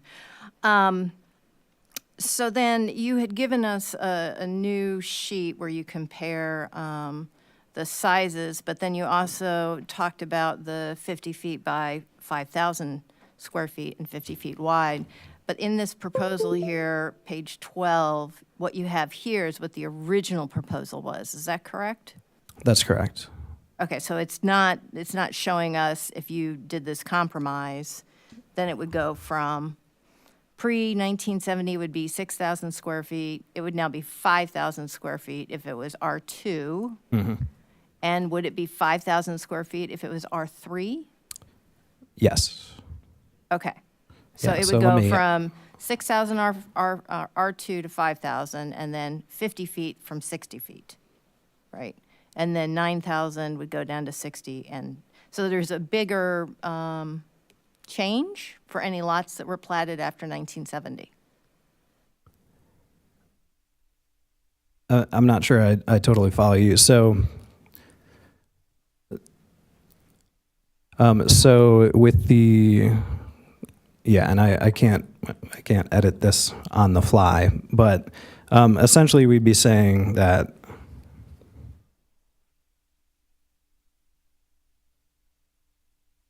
yeah, so to establish a duplex on any lot, regardless of when it was created, you would need to meet, so I guess it would be, existing lots, this would be 5,000 square feet, this would be 50 feet. Correct. And then for new lots, it would still be 6,060. Right, so Yeah. my point was that in your column post-1970, that's the biggest difference between the 9 and the 5,000. That was my point. Okay. So the biggest difference would be in those R3s. That would be the biggest Yeah. change. Okay, sure, yes. Right. And then on to R2 and conditional use permits. So you had mentioned, and you have provided us some examples of different houses that could be built by right versus ones that are duplex and R2. And you give the 3 conditional use permit criteria for everybody. And so the third one that you reference is it preserves the essential character of the district in which it is located. So my question to you is, if we decide to change the extra additional requirements for the lot width and the square footage for R2, is that a viable argument that somebody could make? So if somebody said, this is a 40-foot, let's just pretend for the moment that it stays as is, which means there's no additional lot width. Somebody comes in and says, I want to build a duplex, and it's 40 feet wide and 4,000 square feet, and the neighborhood comes out and says, that's not a large enough lot to have that kind of building on it. Is that a viable thing that people could argue? Or because we've changed this, now it's not something that can be part of that equation? Yeah, in that case, the whole lot size, the area and width I would not consider that to be part of the criteria, because the essential character to me is what the things look like. That seems to be what people care about a lot, is what the buildings actually look like. And the essential character of some of these older neighborhoods is that they have some duplexes on smaller lots or existing lots. All right, so just so I can understand correctly, so if a group of neighbors decide that they want to protest or they want to give testimony at a zoning board of appeals, and they say this lot's just too small to have a duplex, that would not be appropriate criteria for the zoning board to say, we're not going to allow this conditional use permit. That's what I heard you say. Is that right? Correct, because Okay, if I just wanted to clarify. Okay. Any other questions? James? Thank you. So I have a couple questions. You may have been here when the public comment went on. Someone was. talked about Yes. the fact that there appears to be they have seen a duplex that is 2 buildings, and our ordinance requires that it's 1 building. Do you know the example that they're referring to and Yeah, how I that do. happened? So we've had several of those examples, and right now they are correct. A duplex must be in 1 building. So for the examples that she may have been talking about, I know, well, the couple that I'm aware of, they had to get a conditional use permit because we didn't consider them a duplex. We considered them to be 2 single-family homes on 1 lot, and to do 2 homes on 1 lot requires a conditional use permit. So those weren't allowed by right. Even though they were in the R3 district, which would allow a duplex by right, but since it was 2 separate houses, they had to go through the zoning board and get conditional use permits. And that wasn't a major variance requirement to build 2 houses on 1 lot? I don't think there were any variances in either of those because they met the minimum yards and they had enough room for parking. They met all the other requirements. They didn't build 2 really large buildings, which probably, would have required a variance. So right now in R3, it's easier to do that than to build a duplex? in certain places it is because the lot is not big enough and you would have to get a major variance for the lot size. Okay. So, yeah, so I suppose right now there is the easier path is to do 2 separate buildings rather than a duplex in many cases. And in our current zoning world, if I buy a single-family house and I put an extra door into it and add an extra kitchen without, like, building a duplex, is that considered creating a duplex? No, so to be a duplex, you have to have separate entrances. You have to have totally separate, separated units, and you have to have a kitchen, you have to have a bathroom, and you have to have sleeping quarters. So I assume we have a number of single-family houses that fall under that kind of description where it's been cut into 2 or 3 or even more apartments.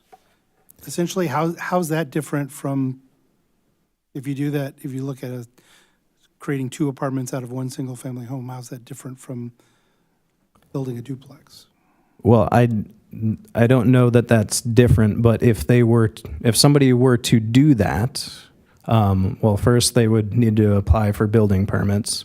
This is all in the ideal world, right? Because a lot of these were, sometimes you talk to our building safety folks, they have examples of people doing this without permits, and then we have to retroactively tell them you actually need to apply for a conditional use permit or to do whatever is needed to actually bring that up to our standards. But yes, you could say you had an R3 lot and it met the minimum size requirements for a duplex, and you wanted to split a single home into 2 units.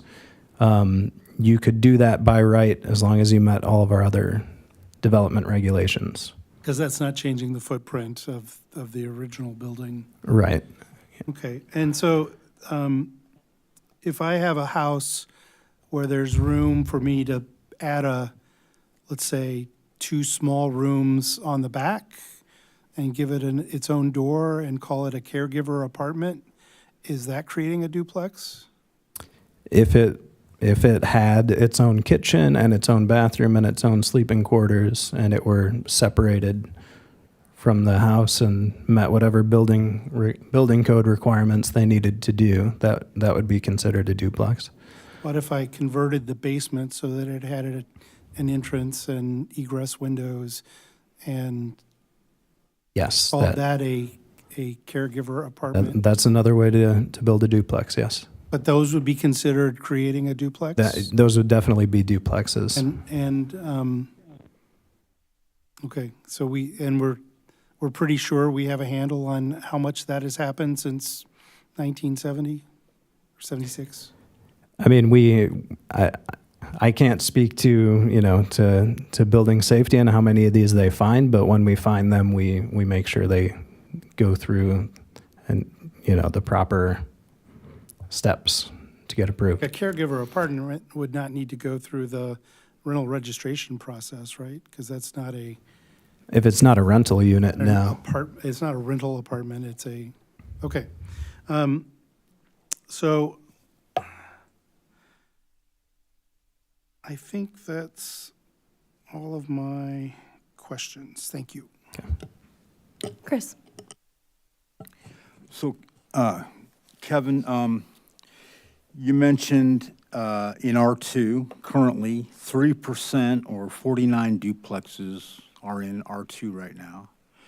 And is there data to support that? Or is that just a common sense expectation? I mean, we don't keep tabs on who moves where, so we don't have any data on that. I think we just wanted to throw out, there are, life is complex, so there are many different living situations that arise. So, it's not just going to be one type of person renting however many new units get built. Well, therefore, there's no single scenario that's likely to happen. And you offered us a single scenario, which is this chain effect of people here moving out of single-family homes into duplexes if they were available. That's what you said. I was citing a study that found that to be the case. Okay. Yeah. But not a local study? Not a local study. Okay, thank you. Mary Alice? So since you pulled the records from the Cunningham Township, were you able to estimate how many duplex we have in the city of Urbana? Total number, regardless of what the zoning is? I may have pulled that, but I don't have it in front of me. I think one of the arguments is that we need to diversify the housing, so I think it would be good to understand what that looks like. Right? We just need to know how many duplexes we have. Any other questions? Is there a motion?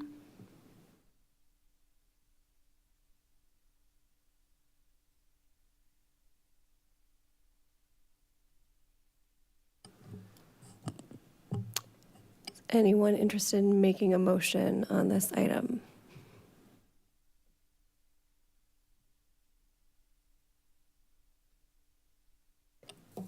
If there's no motion, it just dies here, right? That is correct. Just making sure to give time for folks on the phone because there can be a delay. Point of order, could the folks on the phone say something so we know Yeah. they're still able to talk? We'll just do it by person. Grace, can you confirm you're still there?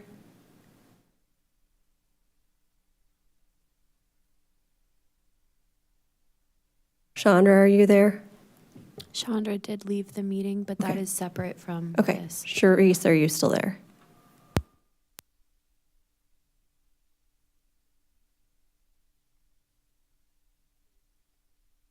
Okay.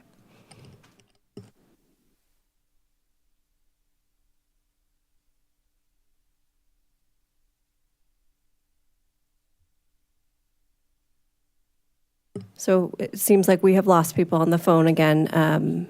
Do we need to take another recess?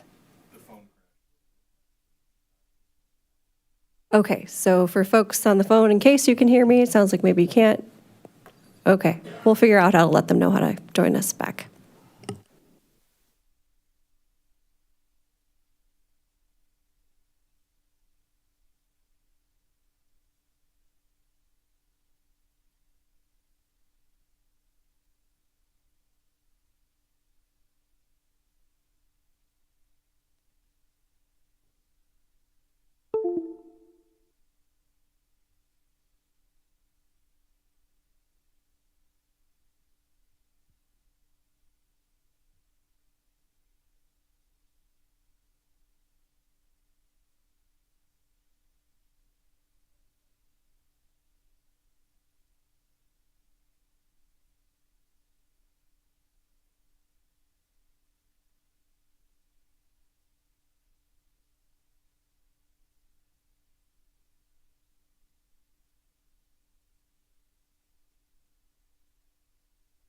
Oh, okay.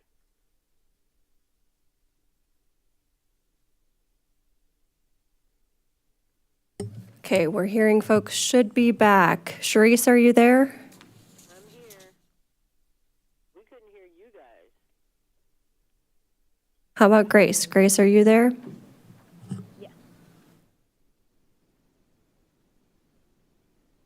And Chandra, don't forget Chandra. Oh, Charisse, I think I hear you. Can you confirm that you can hear us? Yeah, Thank I you. can hear you. Yeah, Thank- I'm here. Can you hear me? Yes, barely, but we can hear you. Grace, are you back? Yes, this is Okay. So do either of you have any additional questions for Kevin? Grace, try again. any better yet? A little bit. You want to try?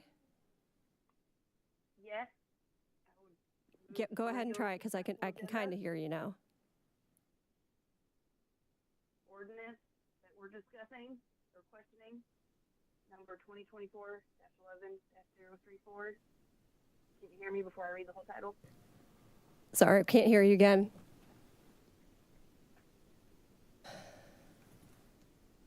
Yeah, it's frustrating. It's how I felt last week. Testing still. We're going to pause to reset again to see if we can get the volume for the folks on the phone at an audible level. Thank you.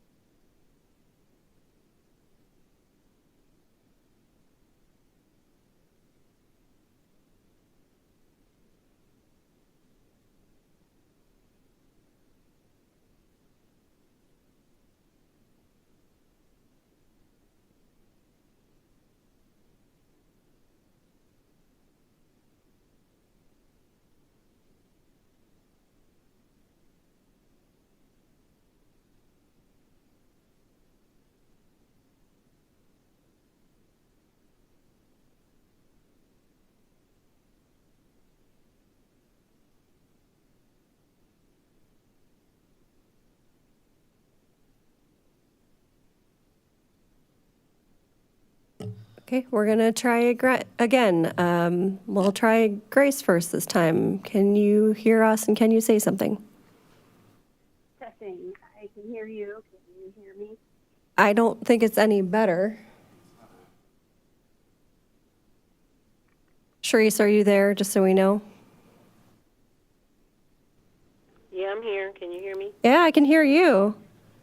Well, I got my mouth right next to the speaker on the phone, so, and I'm on a landline, so that may make a difference. Okay. Grace, you want to try again, just in case? Yes. Any Oh, better? that's so much better. Okay, go for it. Oh my gosh. Okay. Okay, I'm sorry if there was a problem on my end. Thought I was doing the best. That is correct. Okay, I will second that motion. I will second that motion.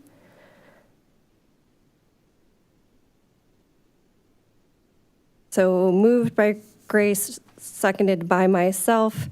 I'd like to open it up for discussion. Mary Alice? I guess I can get us started.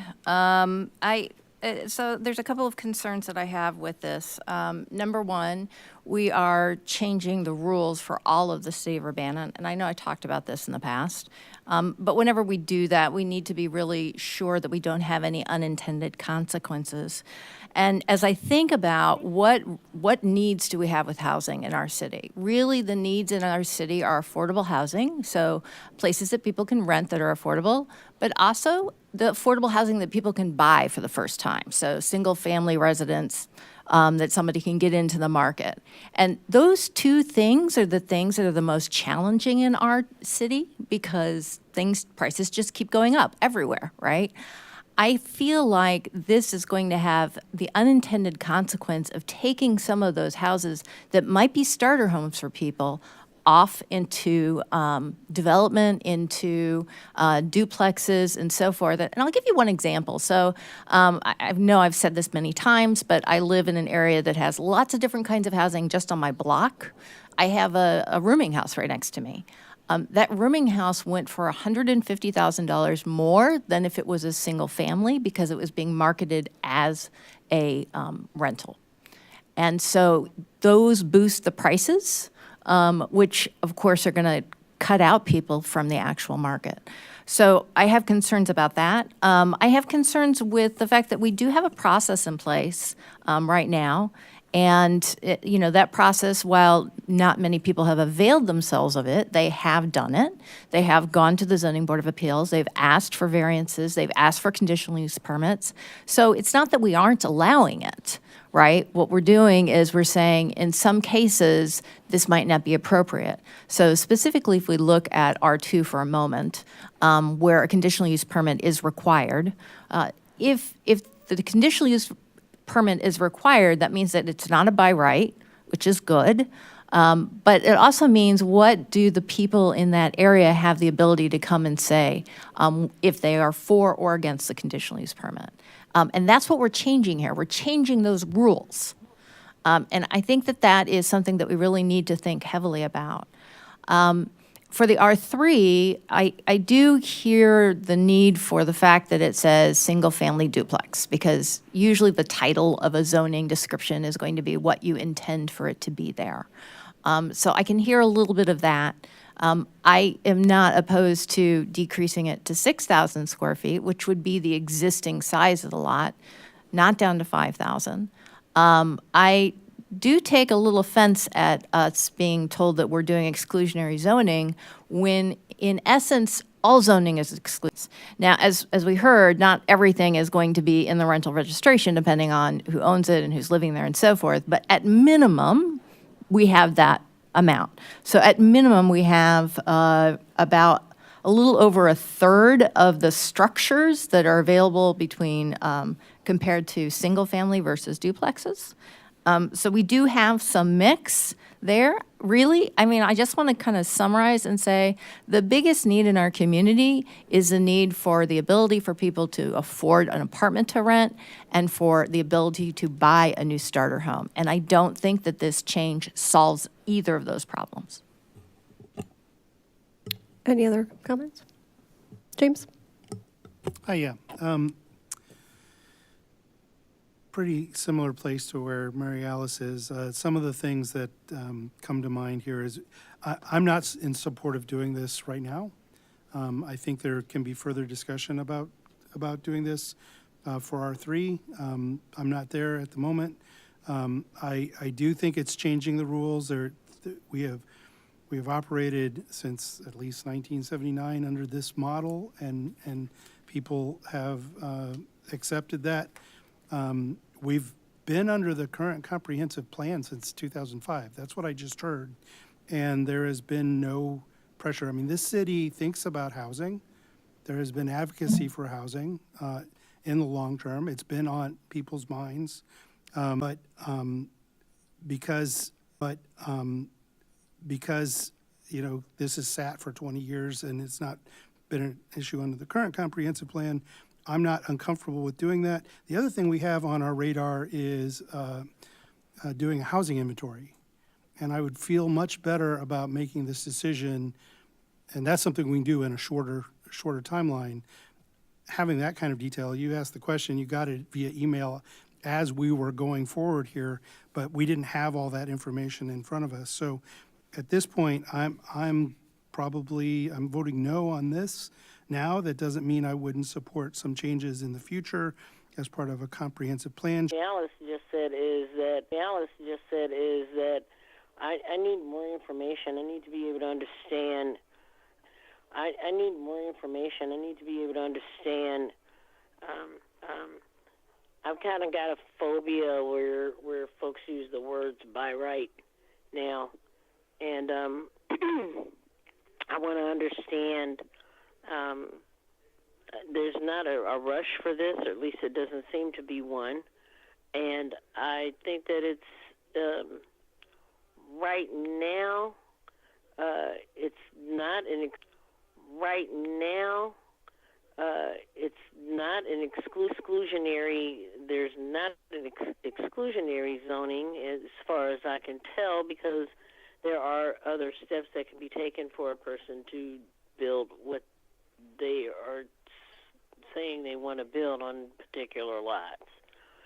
So I would really like to see how the new comprehensive plan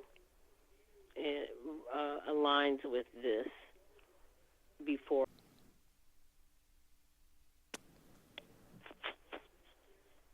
I think we lost Grace. Hopefully we can get her reconnected. Mary Alice, would you take the chair so I can make a comment? Sure, I'll take the chair, and the chair recognizes Jaya. Thank you. So I hear the desire for more information and to be part of, you know, but even anecdotally, you know, if we're going to look at that realm, because I'm hearing some of that, I think about the folks who live on my street. Who have been renting, who can't afford to rent the houses they've been renting. And there's certainly not a lot out there for lower to middle class income folks in Urbana who want to stay in Urbana. So I hear kind of the direction things are going, but I do think that our residents and the city staff deserve a good answer as to why this is dying here and what the heck we're going to do to make sure that there's housing for folks across the board. That's it. Would you like the chair back? Yes, please. All right, I relinquish the chair. Thank you. Grace, I think you might be back. Are you there? I'm back. Can you hear me? Yes, please go ahead. Yeah, thank you. I echo, I think, some of your sentiments there. And now we can't hear you. Where or why this even came from in the first place. And I think at worst, a remnant of a practice racist, not in my backyard type policy and zoning from the 70s. Not in my backyard type policy and zoning from the 70s. So I don't understand why we would just accept this model from the 70s just because that's how it's been. It doesn't imply renter or ownership. That's an independent thing of the zoning and the physical building. And I think it also doesn't inherently mean that many single-family homes will change into duplexes. It just changes an unfair limitation on duplexes compared to single-family homes. We also heard points that historical preservation is somewhat independent system as well, and that's an important mechanism to conserve historical character and landmarks, not through limiting duplexes, and that the R2 zone already requires. So we'd be voting on the amendment? So we'd be voting on the amendment at this point, or do we need any, discussion on the amendment? You would have discussion on the amendment, and I'm just going to ask for clarity for the record that you repeat the amendment. Sure. Grace, are you able to repeat the amendment, or do you want me to, I need to pull up the exact amount. It's in the staff report If you today. can hear me, I'm happy to. Why don't you try while I look for it as a backup? Okay. I move to amend the ordinance with the staff proposed compromise, changing 50-foot width and 5,000 square foot total area for duplexes on existing lots in R2 and R3. And You were feel able free to to hear jump in if that wasn't exactly the staff recommendation, but that's It's the recommendation from the staff memo, so it's the 50-foot, 5,000 square foot minimum as the compromise. Yeah. Any discussion on the amendment?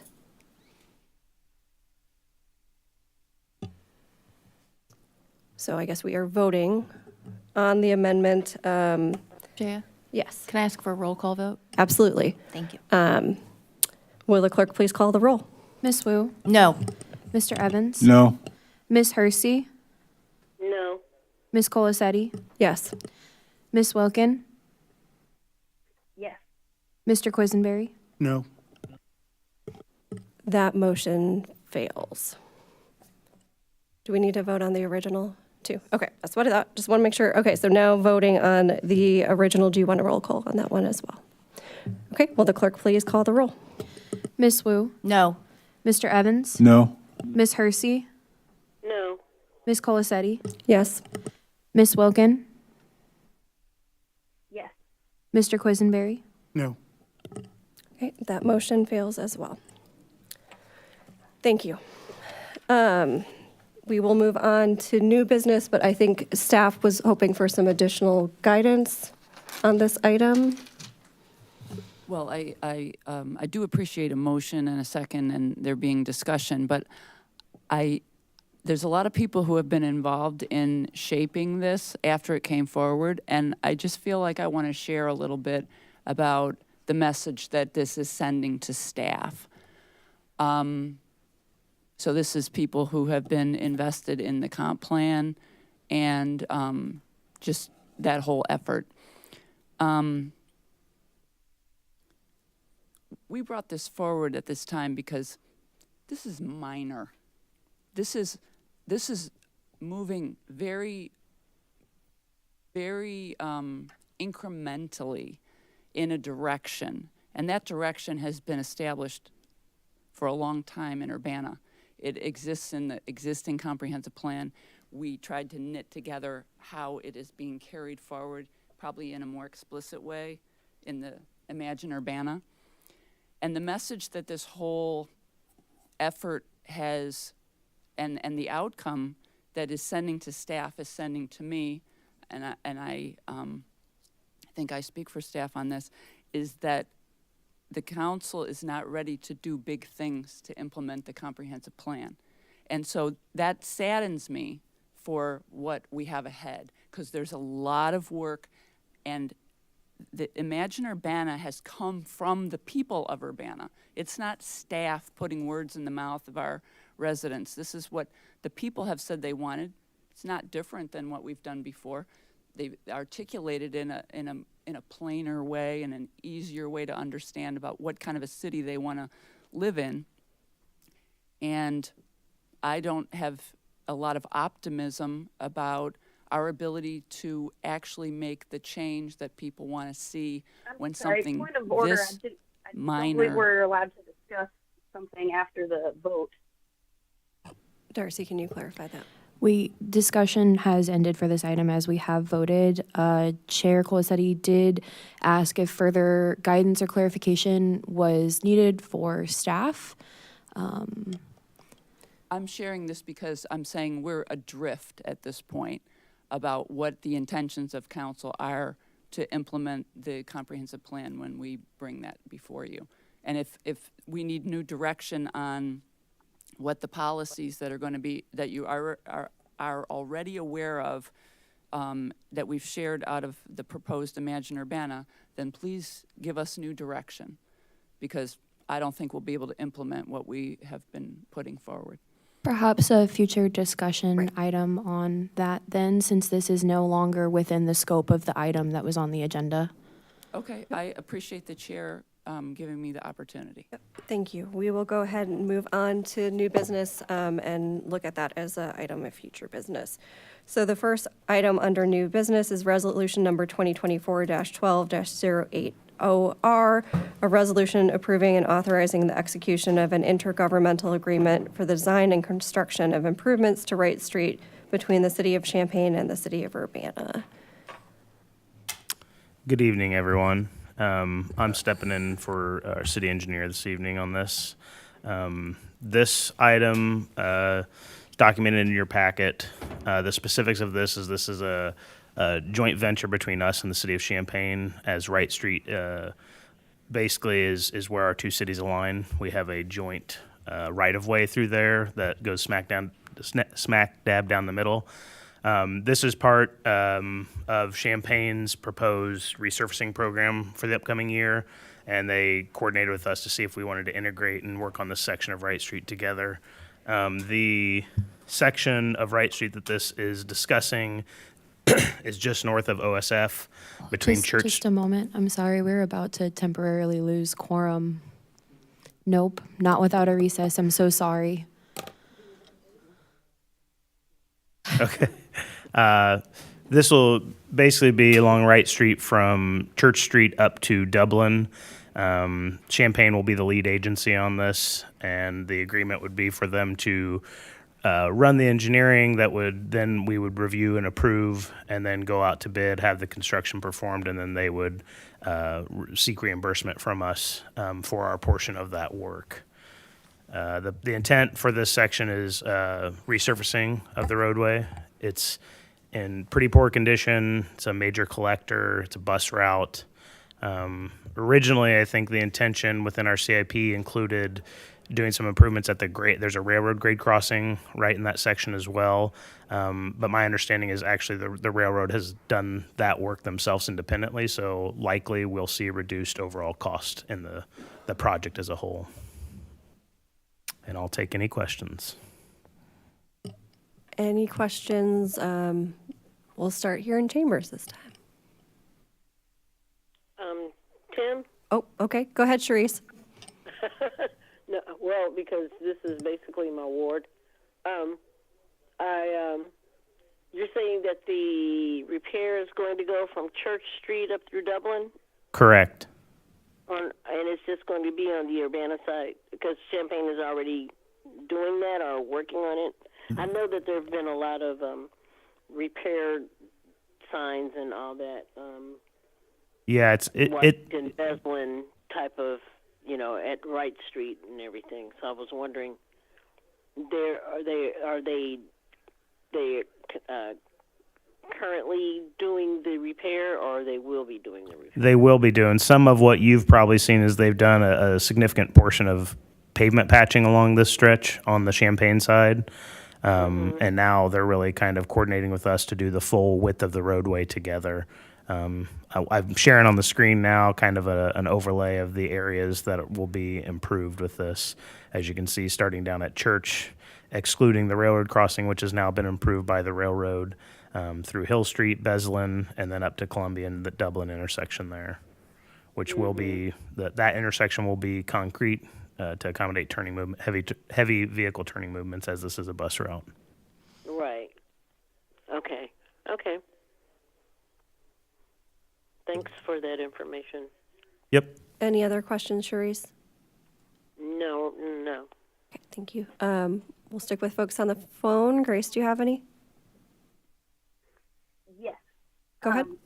Tim, could you please clarify that this is just approving the IGA, that there's no fiscal impact? This was already budgeted and expected to be below what we already budgeted? That's correct. This would just be approving the IGA to work with Champaign on this. Thank you. Any other questions, Grace? No. I think that was a no. Any questions here in Chambers? Is there a motion? Mary Alice? Oh, Sharice, go ahead. My computer just went into that rainbow ball of death. I can't get it to go. Do you want Mary Alice to go ahead and make the motion then? I'm going to suggest Mary Alice go ahead. All right, I will move on to the consent agenda at the next city council meeting. Resolution number 2024-12080R, resolution approving and authorizing the execution of an intergovernmental agreement for the design and construction of improvements to Wright Street between the city of Champaign and the city of Urbana. Second. Moved by Mary Alice, seconded by Sharice. Is there any discussion? Yes. Go ahead, Grace. Just wanted to say that I appreciate the coordination here and that there isn't a visual difference or quality difference on one side of the street versus the other. I think it says a lot about our community and the coordination between Champaign, Urbana, Savoy, the university, that if someone's driving around for the first time, they don't know necessarily if you're in Champaign or Urbana or anywhere else in the kind of our area. And I think that this is a great way to keep that going. So I appreciate the coordination on that and hope it continues to turn out to be below budget. Thank you. Any other discussion? Sorry, was this, did you say, you said this is to the consent agenda, correct? Okay. All right. All those in favor, please say aye. Aye. Aye. Any opposed, please say nay. That motion passes. I think there's a need for a short recess. Can we take a 10-minute, come back at 9 o'clock? So move. Do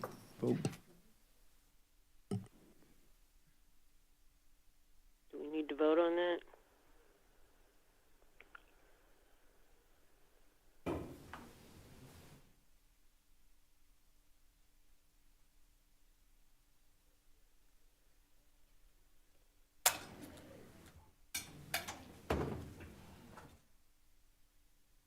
Okay.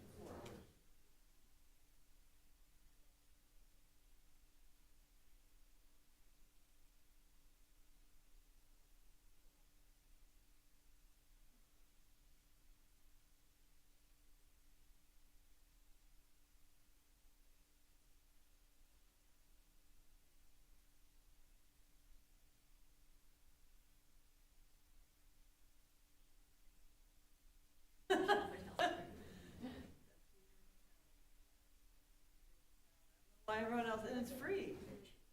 I don't understand. They come and go. I said, this is the best theater in town.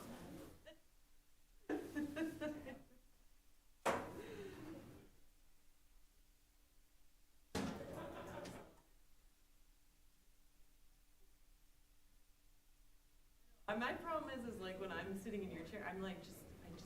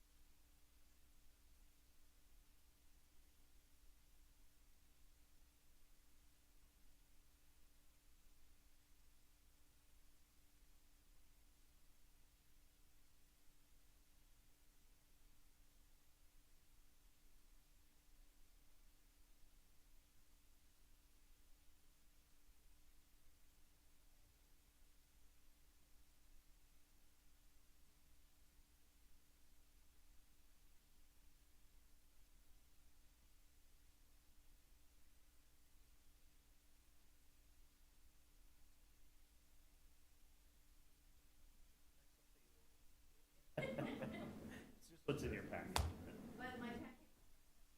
All right. Well, I got it pulled up for us.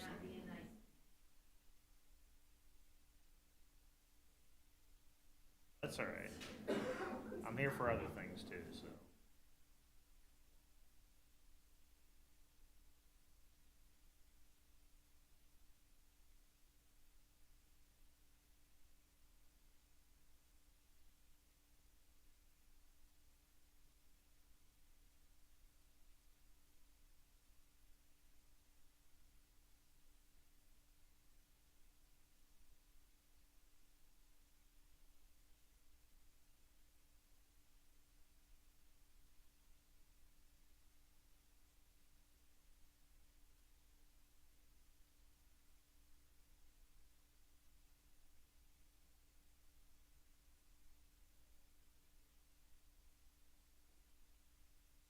Okay, it is 9 o'clock. We'll come out of recess and move on to resolution number 2024-12-081R, a resolution to endorse the Champaign-Urbana Urban Area Transportation Study, QATS, Long Range Transportation Plan, LRTP 2050.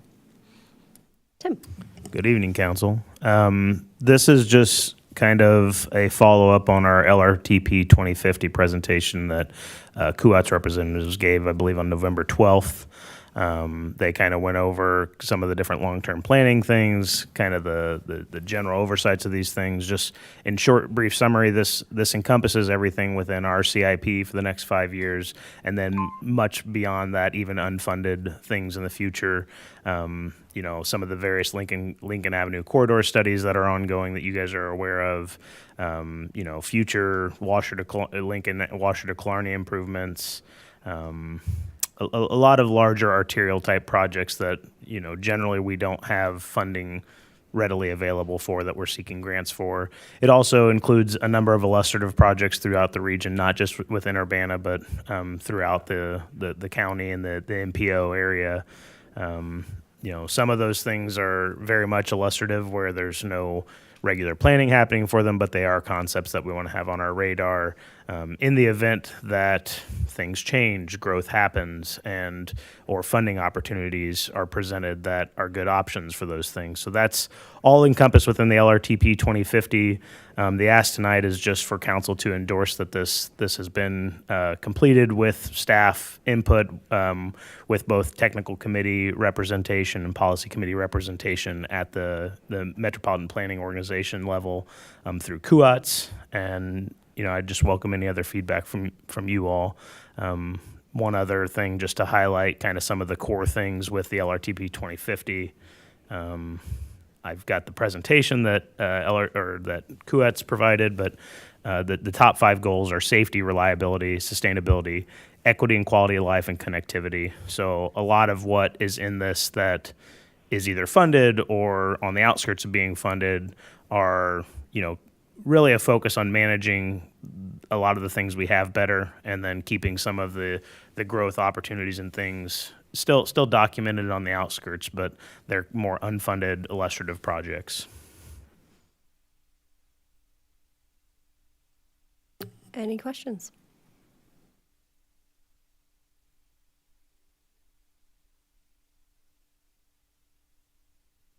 Sharice and Grace, do you have any questions, and are you still there?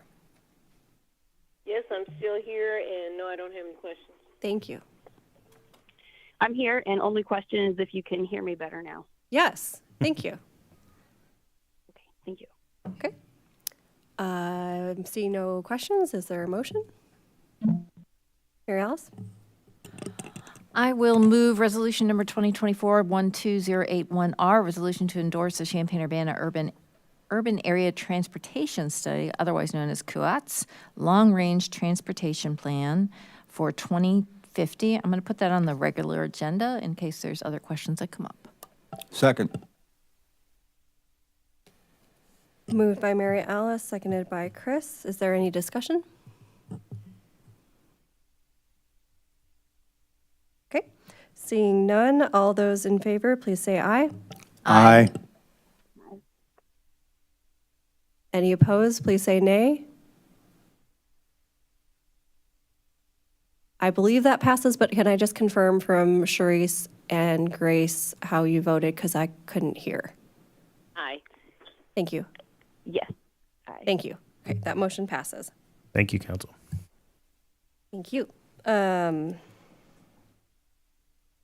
Next, we have resolution number 2024-12-082R, a resolution approving and authorizing the execution of an Urbana Home Consortium subrecipient agreement regarding the use of home funds on behalf of the City of Champaign, Illinois, Parker Glen Phase 2, FY 2024-2025. I've got Braden. Good evening, everyone. I will be discussing these next two resolutions concurrently, but if you have any questions about them individually, I'm happy to answer them as well. So the attached resolutions authorize staff to execute agreements with the City of Champaign and with Wuda Cooper Companies Incorporated for the development of affordable housing as part of the Parker Glen Phase 2 development project. Under the terms of these agreements, which are in your packet, the Urbana Home Consortium will commit up to $50,000 in City of Champaign home funds for the construction of 2 residential buildings comprised of 56 units, which will include 1, 2, and 3 bedroom affordable rental apartments. This development will be located in the City of Champaign, and just as a reminder, the Urbana Home Consortium, which consists of Urbana, Champaign, and the county, receives federal HUD dollars through the HOME program, which we share collaboratively. Urbana's the lead entity, so we're responsible for executing agreements with home funds, but these specific home funds were previously budgeted to the City of Champaign for use for affordable housing projects in the City of Champaign. This is similar to the resolutions that you approved back in August for Bristol Place Phase 2 senior developments, which was another affordable housing development in Champaign that Champaign used their home funds to support. So the total project cost for Parker Glen is estimated to be around $18.7 million. Again, Wuda Cooper Companies Incorporated is the developer that will be developing these affordable units.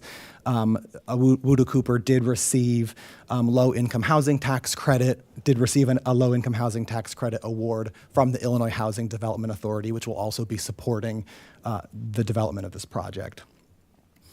So in the memo, there's some information about affordability. So as with all of our affordable housing development projects through the HOME program, maximum tenant income cannot exceed 80% of the area median income, which is how HUD determines low income.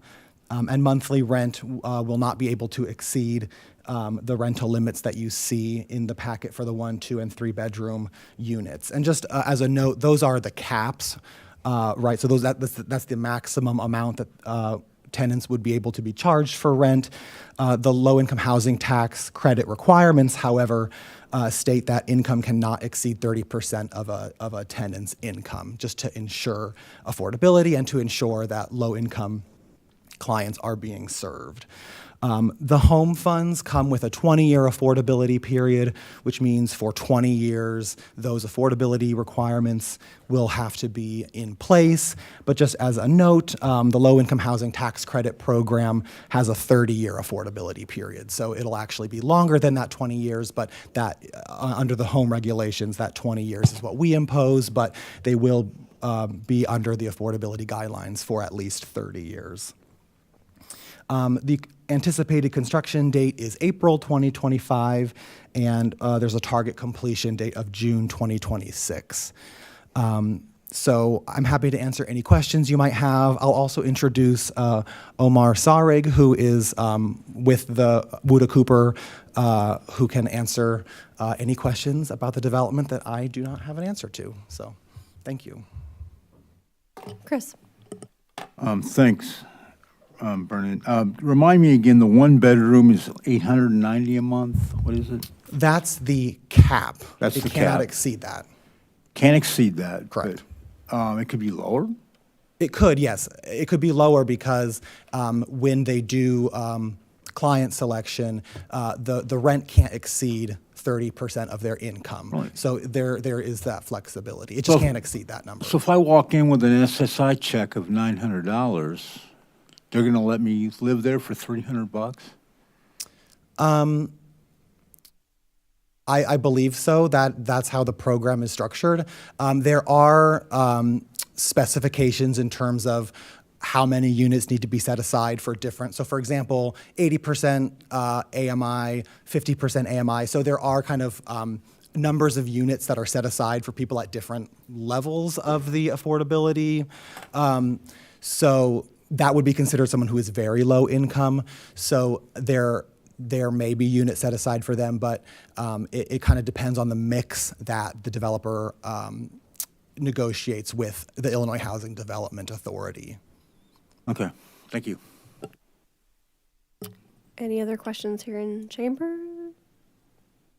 Okay. Grace, any questions? Do you know if there's a location planned? I guess The location? likely not relevant, but I guess just curious. You're coming in and out a little bit now, just so you know, Grace. So I heard you ask about location. So it is located off North Neal Street in Champaign. So phase 1 of Parker Glen was completed last year. So it's a set of apartment buildings off North Neal Street, just north of where, in that residential area, north of where the Hobby Lobby is located. There is a bus line. It's next to a Champaign Park District Park. Again, it's a residential area, and phase 1, like I said, was completed last year. And so this will just be an addition to that existing affordable development. I hope that answers your question.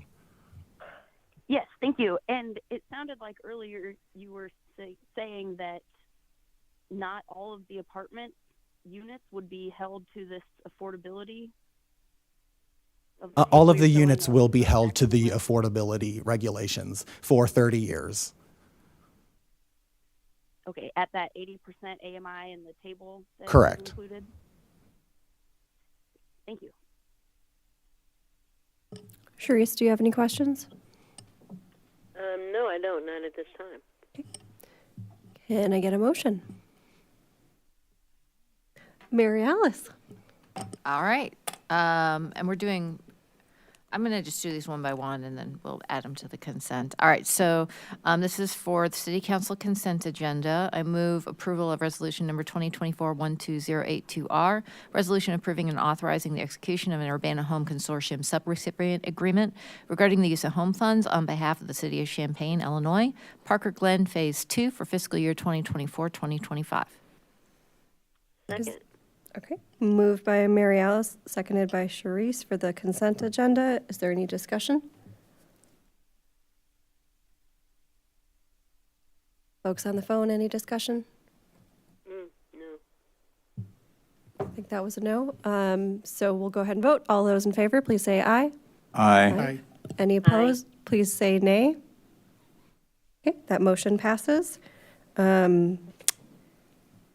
Is there a motion for the following resolution? I will move on to the consent agenda at the next City Council meeting, resolution number 2024-12083R, a resolution approving and authorizing the execution of an Urbana Home Consortium rental housing developer agreement with Woda Cooper Companies, Incorporated for fiscal year 2024-2025.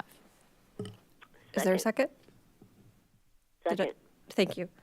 Moved by Mary Alice, seconded by Sharice. And any discussion? Okay. Hearing none, all those in favor, please say aye. Aye. Aye. Any opposed, please say nay. That motion passes. Thank you.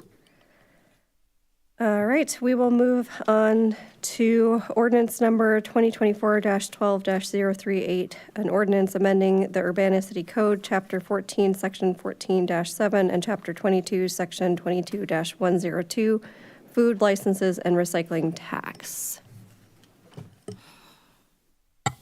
So this is an odd combination, but I wanted to kind of kill two birds with one stone here. So on November 18th, Tim presented in some detail the options for the recycling tax, and the direction was to continue the weekly curbside collection.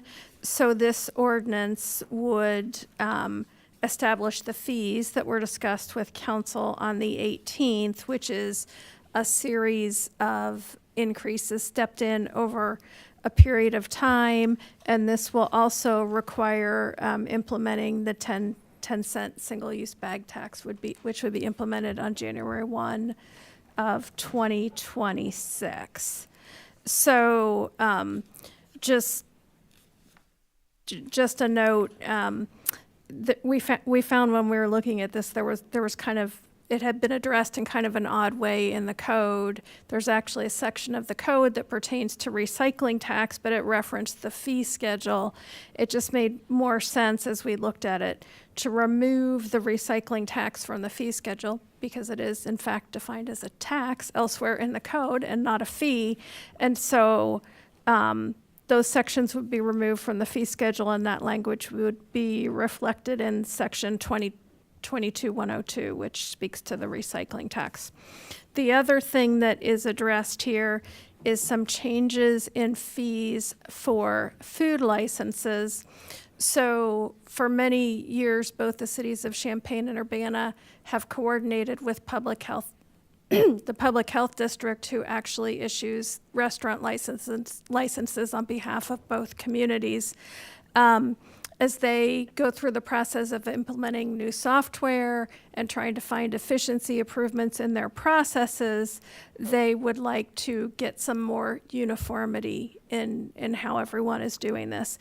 And so this would increase the food handling mobile dispenser license from $61 to $87, which would be consistent with the food handling establishment license. And then it would eliminate the temporary license, because public health doesn't actually issue a temporary license. They were only doing that for the city of Urbana. And those changes would be effective when they start their new process in the spring.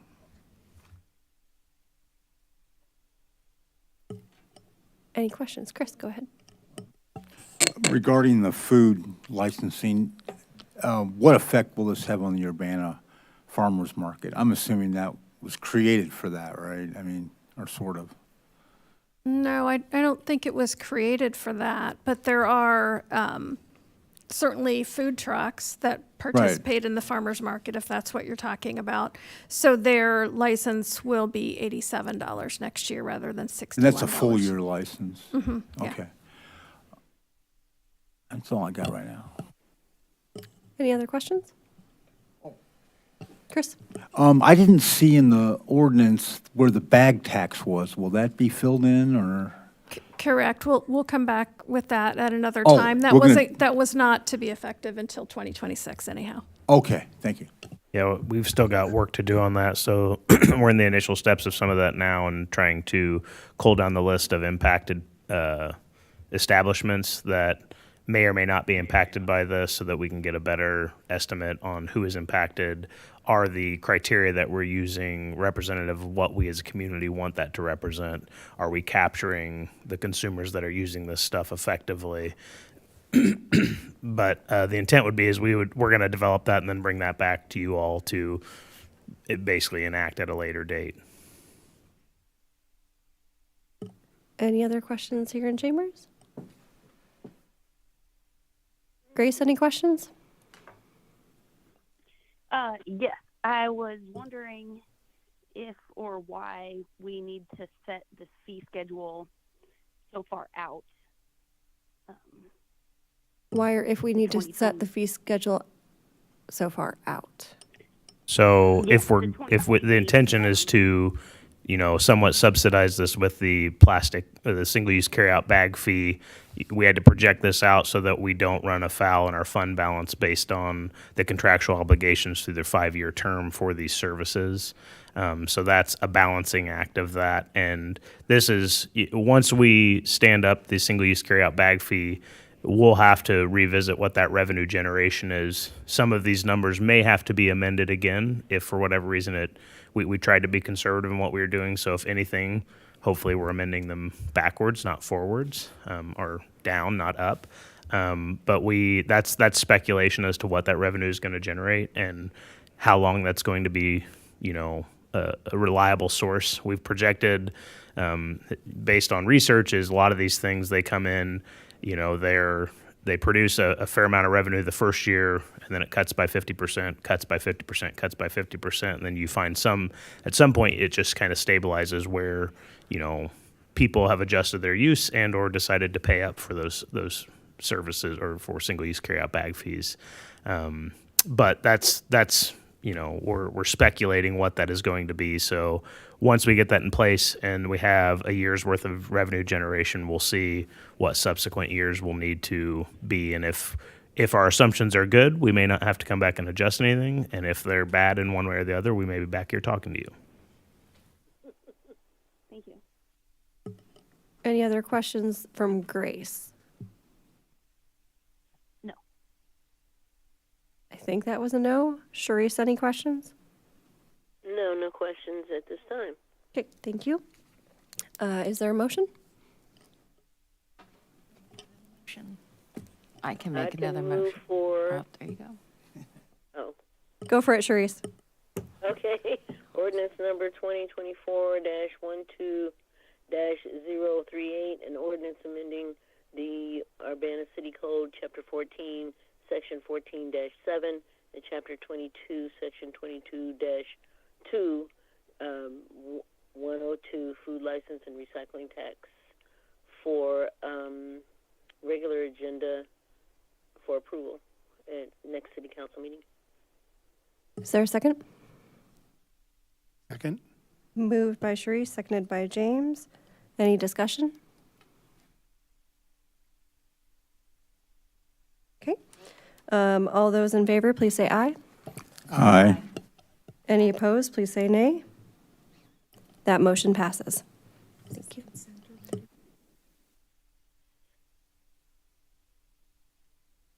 Okay, next we have ordinance number 2024-12-039, an ordinance revising the annual budget ordinance, budget amendment number 4, omnibus. Guessing that's Elizabeth as well. With an assist from Tim, most likely. So again, another omnibus budget amendment. In the general fund, we would be moving funds from some salary lines where we have savings due to vacant positions to allow for one-time cost related to implementing new permitting and licensing software for certain functions within the city. We need additional funds to do this year because there's some overlap between the old system and the new system, and there are implementation costs, but we've been assured that this can be covered from the normal budget in future years. In the capital improvement fund, we would allocate $100,000 for demolition of the old Fire Station 3, which is consistent with the plan that you recently approved related to a grocery store in that area. In the stormwater utility fund, $50,000 to fund part of a stormwater management planning project, which would be reallocated from a storm sewer lining project.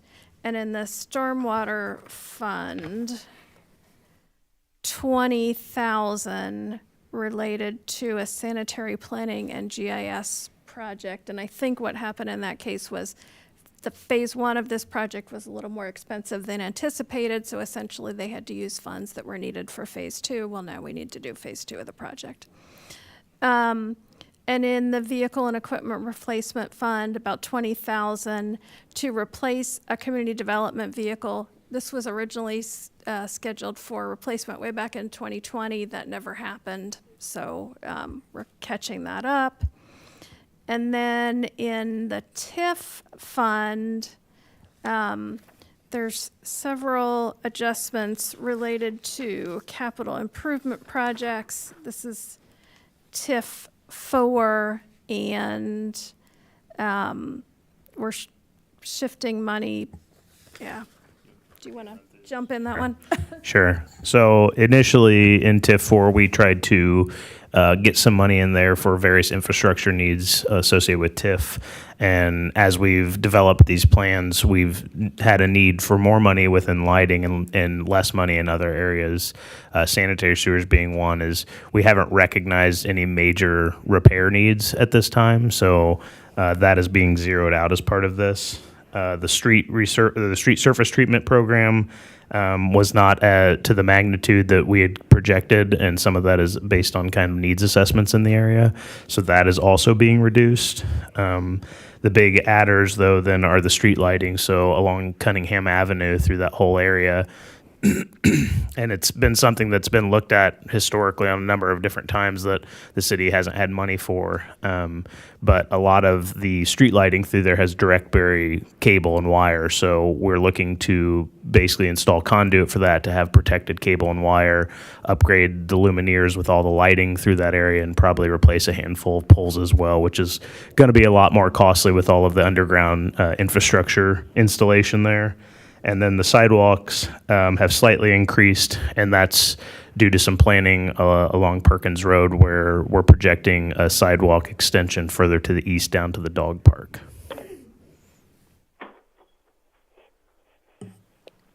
Any questions? Chris? A quick one, and you're kind of going to have to indulge me here. I'm playing, as Elizabeth knows, I'm playing amateur budget detective.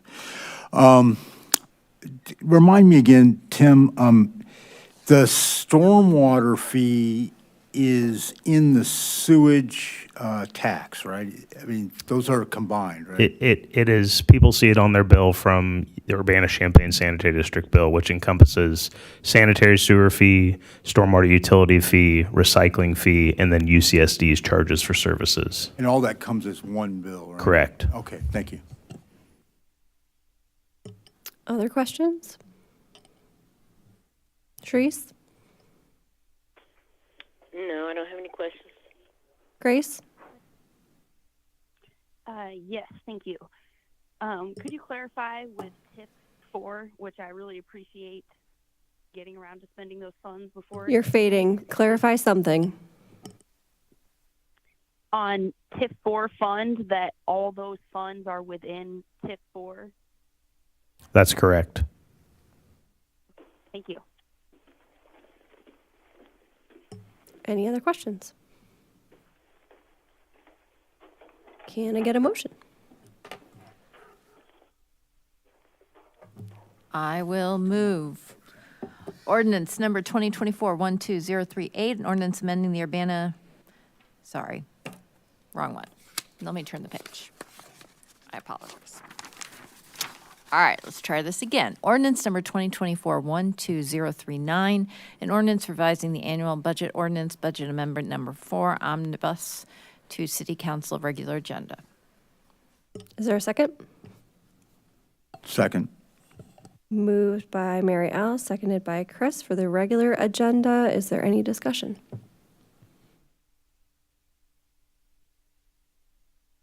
Therese, any discussion? None from me. Grace? No. Okay. With no further discussion, blah. All those in favor, please say aye. Aye. Aye. Any opposed, please say nay. That motion passes. Thank you, Council. Thank you. Next, we have resolution number 2024-12-084R, a resolution approving an increase in the number of liquor license in the Class B designation for Satara Gas, Inc., doing business as Satara Gas, Inc., 1821 South Philo Road.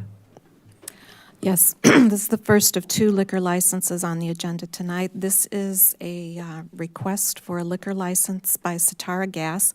They have purchased the gas station at the corner of Florida, or at Philo and Colorado. So I think there was some misunderstanding from a speaker during public input earlier this evening. This is not a standalone liquor store. This is a replacement for a previous liquor license at this location. Our city code requires anytime a property is sold, their license automatically is nullified and the new owner has to apply for a new license in their name. So this is replacing a license that previously was at this location, and the gas station has been sold. All right, we will start with questions on the phone this time. Sharice, do you have any questions?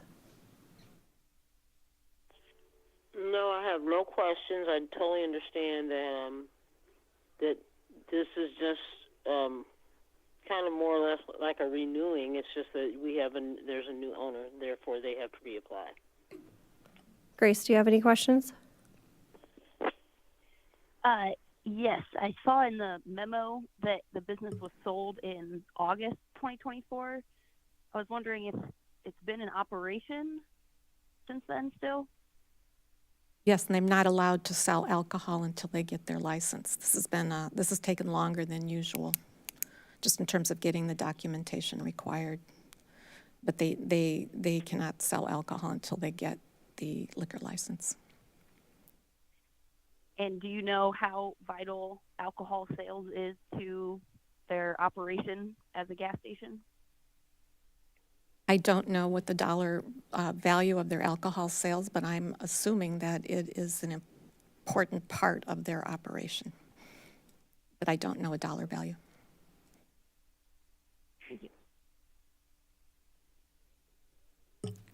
Any questions here?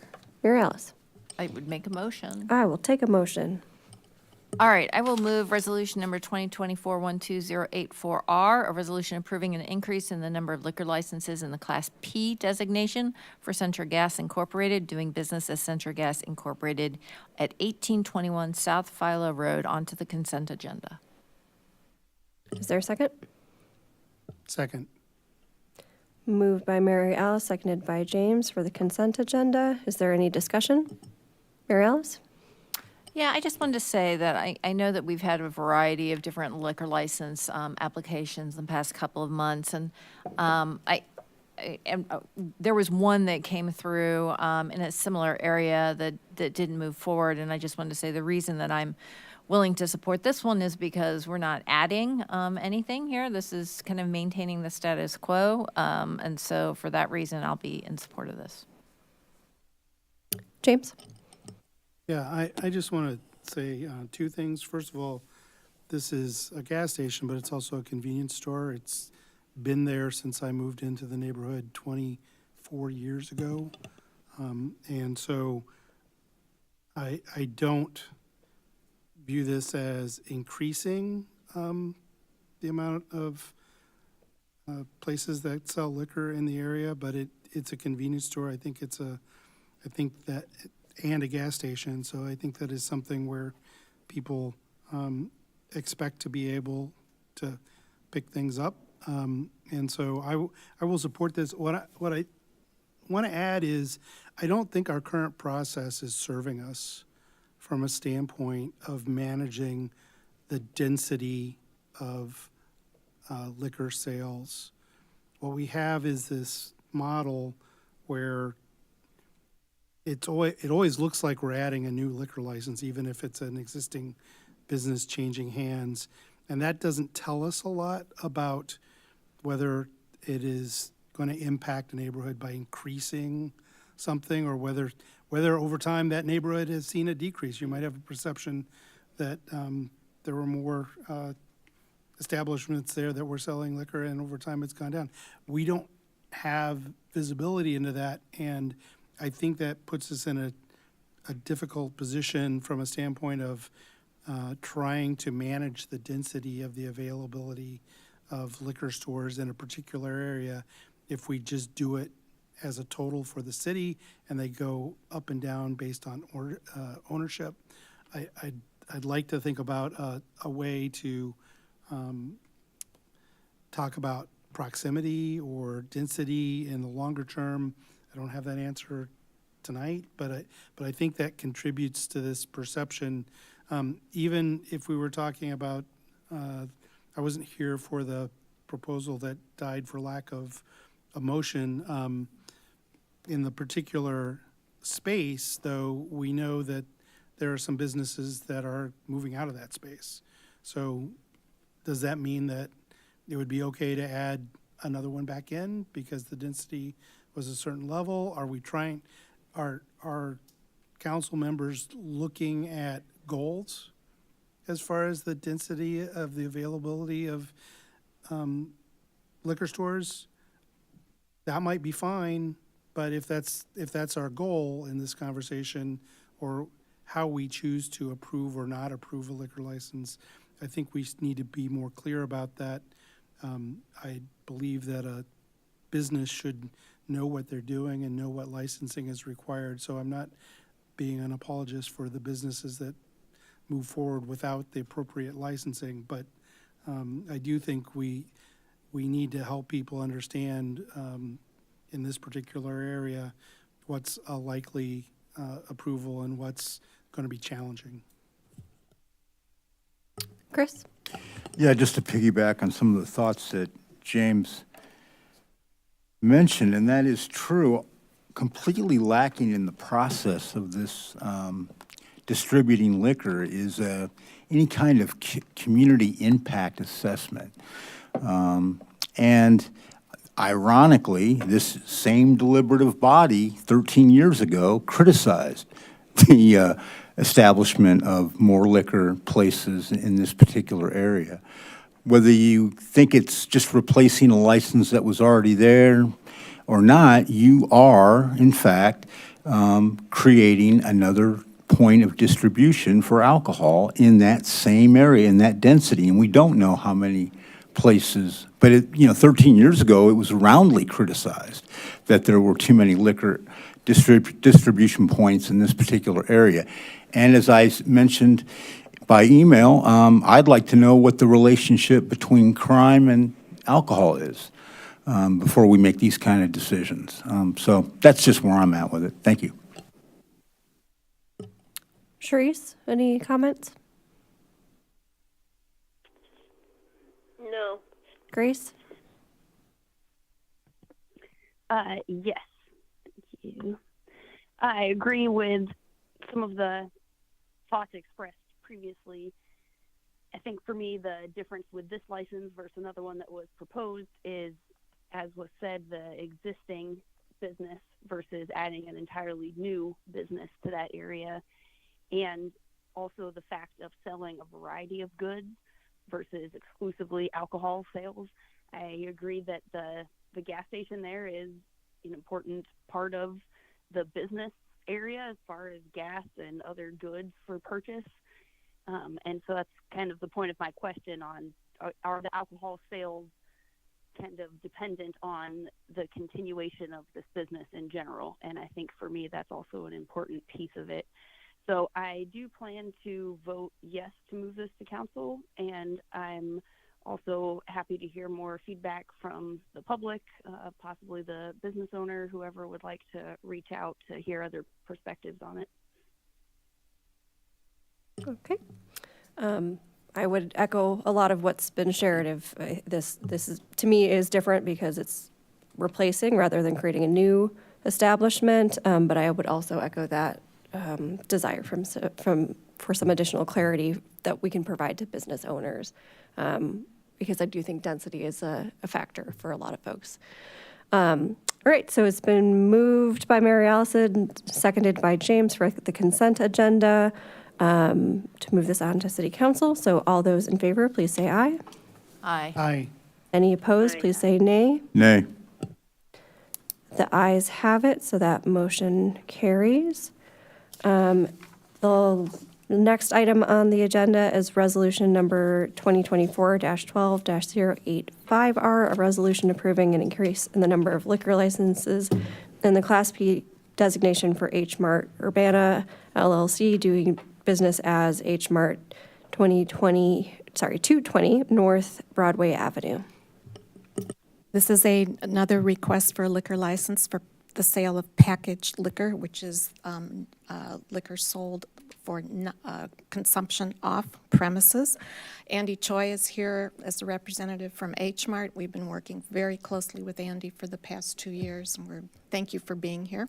If you have any questions as the representative. Anyway, this would be a Class P package liquor license for the new H Mart, scheduled for its grand opening on January 16th. And they're also requested adding a grocery cafe rider, which is available to Class P licensees. So this allows them to have a cafe inside the grocery store serving alcohol. And they're going to have a food court within H Mart as well. I believe 4 different vendors. restaurant vendors. Any questions? Can we have details on who the different options are Any gonna questions be? related to the liquor Right, license? fine. No, I have no questions. Folks on the phone, any questions? Okay, hearing none, is there a motion? I'll move resolution number 2024-12-085R, a resolution approving an increase in the number of liquor licenses in the Class P designation for H Mart Urbana, LLC, doing business as H Mart, 220 North Broadway Avenue, on to City Council on consent for approval. Second. Moved by James, seconded by Mary Alice for the consent agenda. Is there any discussion?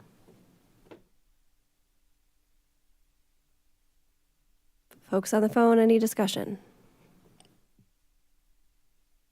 No, I don't really have. I have a comment though regarding the H Mart thing, because that also had been previously a different store that also had packaged liquor.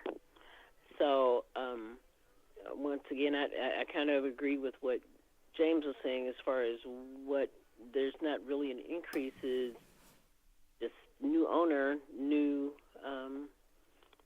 filing for the liquor store. So I just wanted to make that comment. Yes, and to be clear, this is a supermarket. Right. It's supermarket. Okay. So it's been moved by James, seconded by Mary Alice for the consent agenda. All those in favor, please say aye. Aye. Aye. Any opposed, please say nay. That motion passes. Next, we have council input and communication. Does anyone have input and/or communication? Folks on the phone, I would like to say something. please go ahead, Sharice. Yeah. I just want everybody to know, in the public to know, that I was attending the meeting last week. Only, like tonight, there was issues, with the sound. And although I couldn't make any comment last week, I want to make comment this week regarding the fact that I was really happy to see that the resolution regarding Heartstrong Grocery and Angela Bradley's endeavor to put a grocery store in Ward 3 passed. That made me extremely happy, and I'm hoping that that her application that she filed today is a successful one. So, and I hope that that we are capable and able to continue to support her in this endeavor, should she be granted the grant that she's filing for. Thank you, Sharice. Grace, did you have any communication?